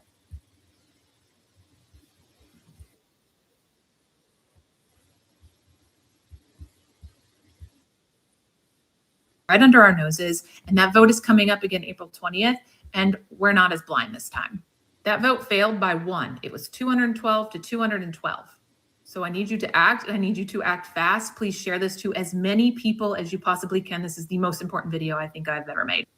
All right, so there's a surveillance law called Section 702. It's in the FISA Act, the Foreign Intelligence Surveillance Act. That's saying, hey, we're going to collect all of this data on these foreign assets. I'm not just talking where they're at. I'm talking their phone calls, their texts, and their pictures, their emails, everything. Well, when we do that, we also collect American data. It's Papa what Dilly, Snowden expressed.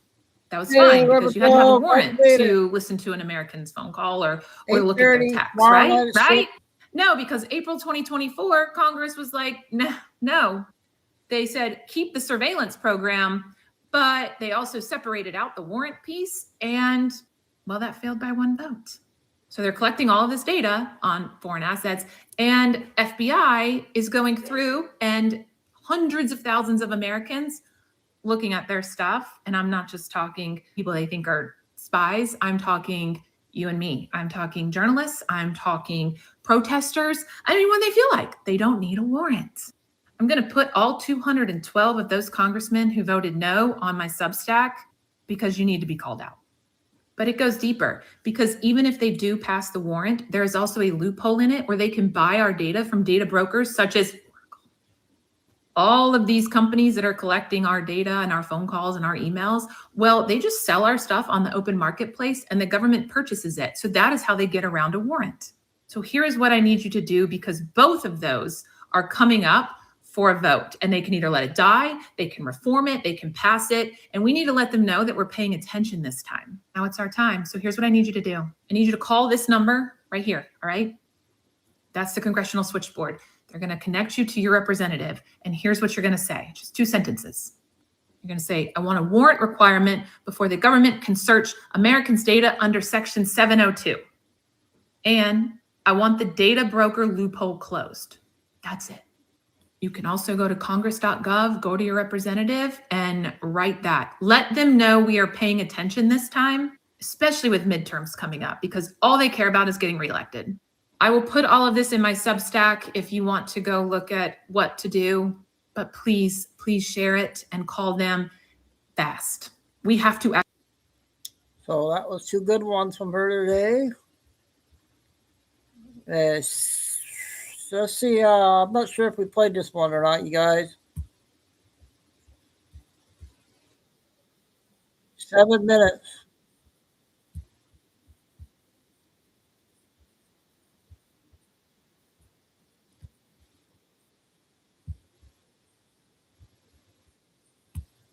Of Jim Carrey after winning an award in France. And yes, of course, we all do age. We all get wrinkles and yes, gray hairs. But one thing that age never tends to do to us as humans is change our whole entire eye color. From Jim's notably and historically deep brown eyes, yet another beautiful example of these eyes. Eyes that over the years, no matter what character he has played, we've all known so well. Jim's deep brown eyes, like this, and these, and those. Now to these. What's that song? Gonna make your brown eyes blue? I wonder if they wrote it originally for Jim, because I don't care how old you get or how much aging process happens to happen to you. One thing that science will always say, this, my friends, will not occur. Who is this masked man? See what I did there?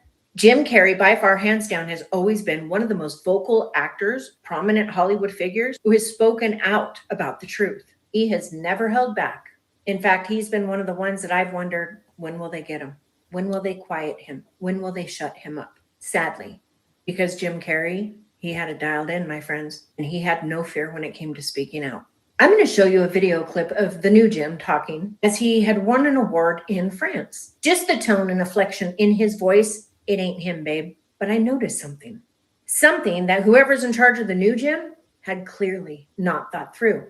And I'll get to that in a second. Roll the clip. Trying to do my speech in French. So, I wrote it and I researched it and I practiced it like crazy. But, it's, then I watched everybody talking 1,000 miles an hour up there, receiving their awards. And I was like, I'm dead. And I made mistakes and I was like a novice, but I felt a lot of love and I felt a lot of appreciation that I tried. Yeah, that wasn't creepy at all. That was not Jim Carrey's tone, affliction, nor his normal behavior. Like I said, whoever's in charge of the new Jim Carrey overlooked a very, very important thing. Did you know that Jim Carrey was born in Canada? Where prominently English and French are both spoken. I don't think I Not played only are this both one. English and French spoken, but they are also mandatory and were mandatory when Jim was in school to learn. Since he was born in 1962, he was in elementary school at the time that the Canadian government made it mandatory for all students in English language schools to learn French. Because Carrey was growing up in Ontario, French had been a mandatory subject in English schools in Ontario since the early 1900s. However, the requirements changed a lot in Ontario. First, French started out being taught in first 2 years of formal education in Ontario. Then it was changed to being permanent as a subject of study for 1 hour a day. In Ontario, it is mandatory for students to learn French from grades 4 to 8 and earn 1 French credit in high school in order to graduate from high school. Carrey was in school. French would have been a mandatory subject from him in grades 7 through 9. He would have learned some of the basics in the language and pronunciation. That's odd. Because the Jim Carrey we just saw, well, the way it sounded was he was just now trying to piece together some sort of a speech in French like a novice. as if he'd never had roots or education in French at all. But wait, there's even more. Because aside from his education in Canada, where it is mandatory for the students to learn French, whether he had learned it in school or not, did you know that Jim Carrey's roots, are rooted in France? Because his father's side actually comes from there, and they speak French. It's through Jim Carrey's father, Joseph Carrey, that Jim has a very deep French roots. That side of his family immigrated to Canada from France in the 16 to 1700s. His ancestors lived in Quebec, Canada's French-speaking province, for generations before moving to Ontario. Throughout his entire time there, their last name was actually Carey. You're telling me Jim Carrey's whole dad's side of the family, they speak French? Something seems amiss. As the novice French speaker Jim Carrey that we just saw, he wasn't novice at all. He had school education in learning mandatory French, and his father's side came from France and were French-speaking people. And ironically, speaking of his dad and his father's side, in this speech, he speaks about his dad. I wanted to recognize my family. I wanted to recognize my dad. I mean, my dad was the type of person that if you met him for 5 minutes, you felt like you knew him for 50 years. You know? I can't talk about him without getting him. I said Jim Carrey was very vocal. He did not hold back when it came to telling the truth. Jim Carrey wowed the audience and everyone watching Jimmy Kimmel the night he was on by doing this symbol.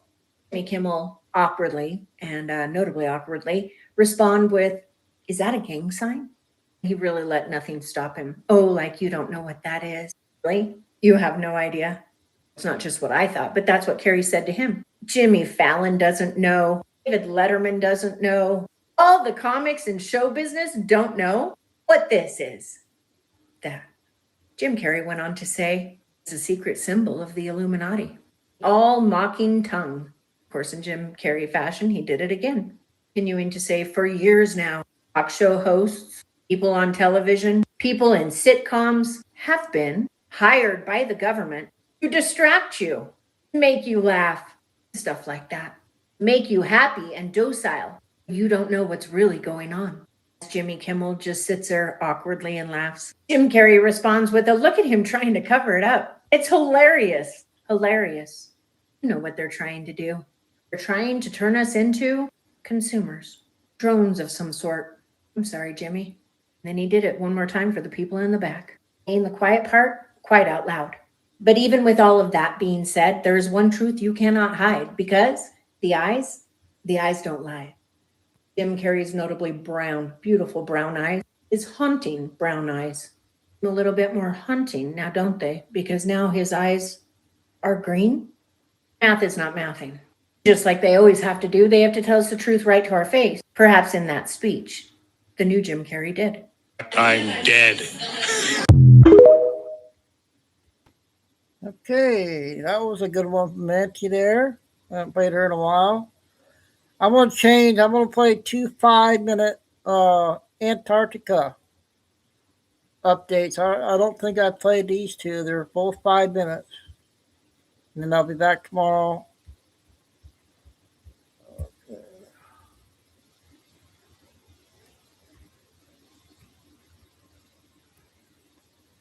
I got to find them now. I don't know where they were at. Shoot.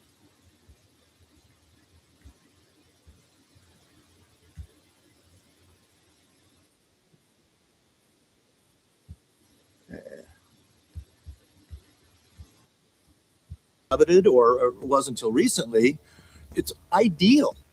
Antarctica, the coldest continent on the planet, has long been considered the last frontier of pristine wilderness, a place virtually untouched by human intervention. But that assumption has just officially crumbled. The development of modern ice-penetrating scanning and satellite surveillance technologies has inadvertently exposed a secret that should have remained buried beneath the perpetual snow. At the edge of King George Island, satellite equipment detected an anomaly inexplicable by the laws of nature. It wasn't a crack.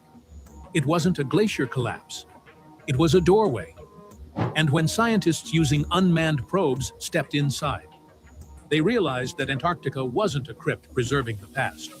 What the drones found has become the most disturbing discovery ever recorded on the continent. So what secret is Antarctica Has hiding? anyone seen this one? Let's find out. The Frozen Vault. Throughout the 20th century and the early decades of the 21st century, the international scientific community has built a near-unanimous consensus on the nature of Antarctica.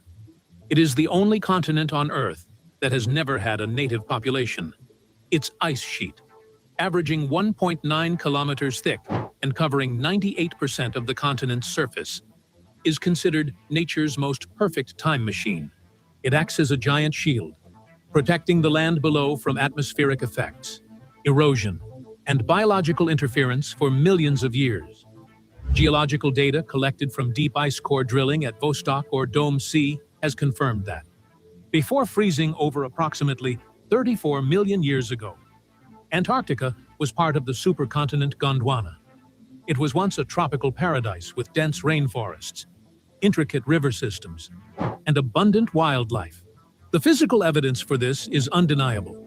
Fossilized Nothofagus leaves found in sediments in the transantarctic mountains retain their exquisite cellular structure, even their waxy cuticles, as if they had fallen just yesterday.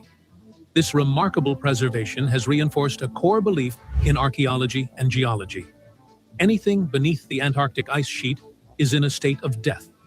They are relics, passive specimens waiting to be mapped and classified by humans. We approach this continent like librarians entering a long-closed library. We believe the only danger here is the harsh weather, and the greatest mystery revolves around how rapidly the climate changed in the past.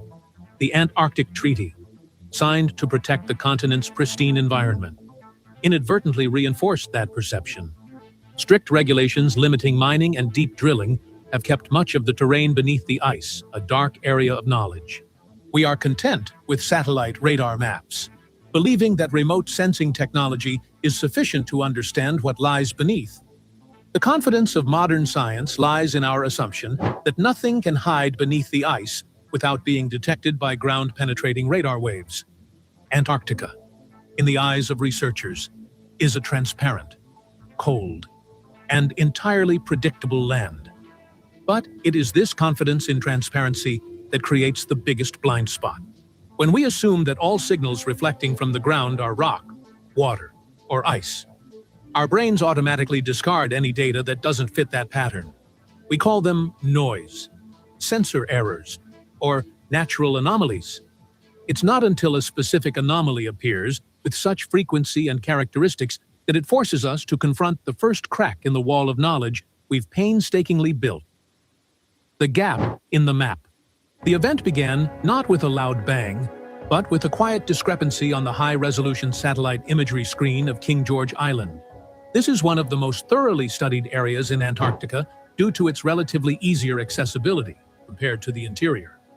However, this is a good in one, 2007, and repeatedly in subsequent cycles, satellite imagery analysts noted the appearance of a topographic structure that defied all the rules of glacial geomorphology, at a specific coordinate hidden behind the island's dark rocky ridges. The seasonal melting of the ice and snow had revealed a gap leading into the mountain's interior. In nature, ice caves or volcanic lava tubes often have chaotic shapes. Their edges are jagged due to mechanical faulting, and the cave entrances are often deformed by the compressive pressure of thousands of tons of ice constantly moving above. Erosion is a blind sculptor. It knows no symmetry. But the object at King George Island exhibits the... It's a totally isolated part. Okay, so let's get one more of these and wrap everything up till tomorrow night.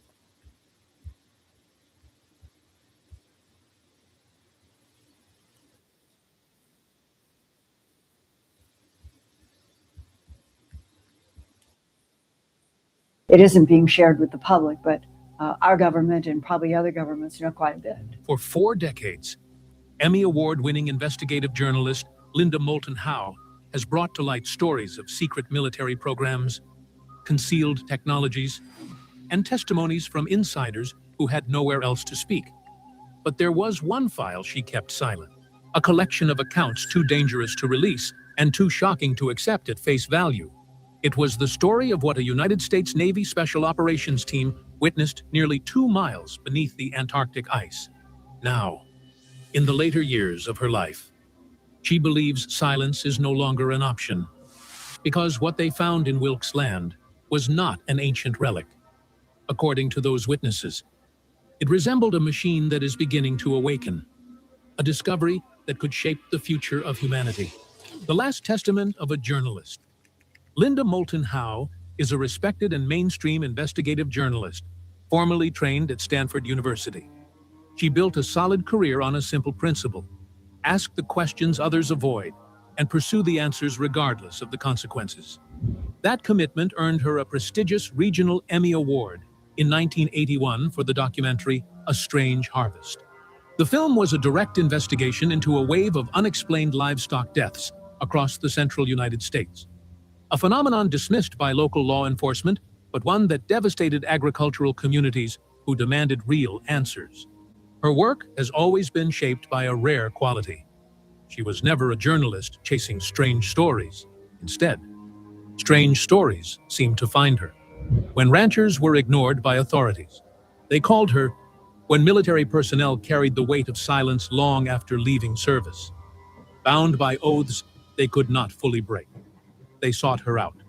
Over time, her focus shifted from public health risks and environmental issues toward the closely guarded world of military and intelligence programs. This was not driven by personal belief, but by a steady stream of credible individuals who approached her. Many risked pensions and reputations to share fragments of a picture too heavy for any one person to carry alone. The professional cost of that shift was severe. Invitations to industry conferences stopped. Calls to major news organizations went unanswered. Former colleagues, once peers, gradually distanced themselves. Her career became a case study in how mainstream systems respond when inquiry presses too close to classified truths. For years, Howe hinted that the most significant information in her possession remained unpublished. That silence was not due to a lack of evidence, but to the gravity of the testimonies she had recorded. Her sources were not anonymous tipsters. They were men who could produce service records, mission logs, and photographs to verify both identity and presence at restricted locations. They remained bound by national security oaths and fully aware of the legal and personal risks of speaking publicly. The warnings she received from the system were never dramatic threats whispered in dark rooms.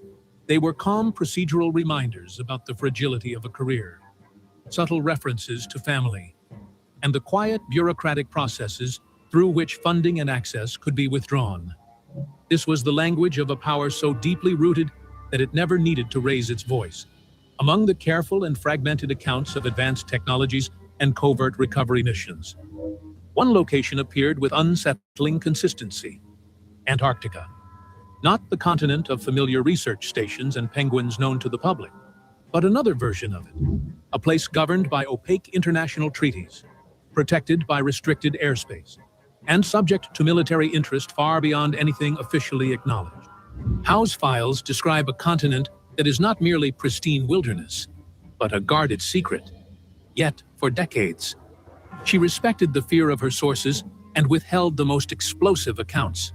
She understood that releasing such information too early would not bring disclosure, but would instead trigger institutional denial, potentially endangering lives and burying the story forever. But after a lifetime of calculated restraint, something fundamental changed. Now, in the later years of her life, Linda Moulton Howe has decided that the risk of silence has finally become greater than the risk of speaking. She believes the testimonies she has protected for so long are no longer matters of historical record, but form an urgent warning directly relevant to the present. We know a lot about. Okay, I thought those were important videos there for 5 minutes. Okay, everybody. Wrap things up for tonight. So everybody have a good weekend if I don't see you over the weekend. Tomorrow night will be just the one show now. Only unless something breaks. Only if something breaks. But 6 o'clock. Thanks. The mods, Kay, Carol, Tim, Blind Eagle. I don't know when Watts come back. And bless everybody, love all. Remember, please hit like and go to the description box and sub to the backup channels, please. Thank you. And stay safe, stay strong, keep the faith. And what we always say, never give up. Signing off, Chico and Dude. Another day of intel. Have a good weekend if I don't see everybody, and see you tomorrow night.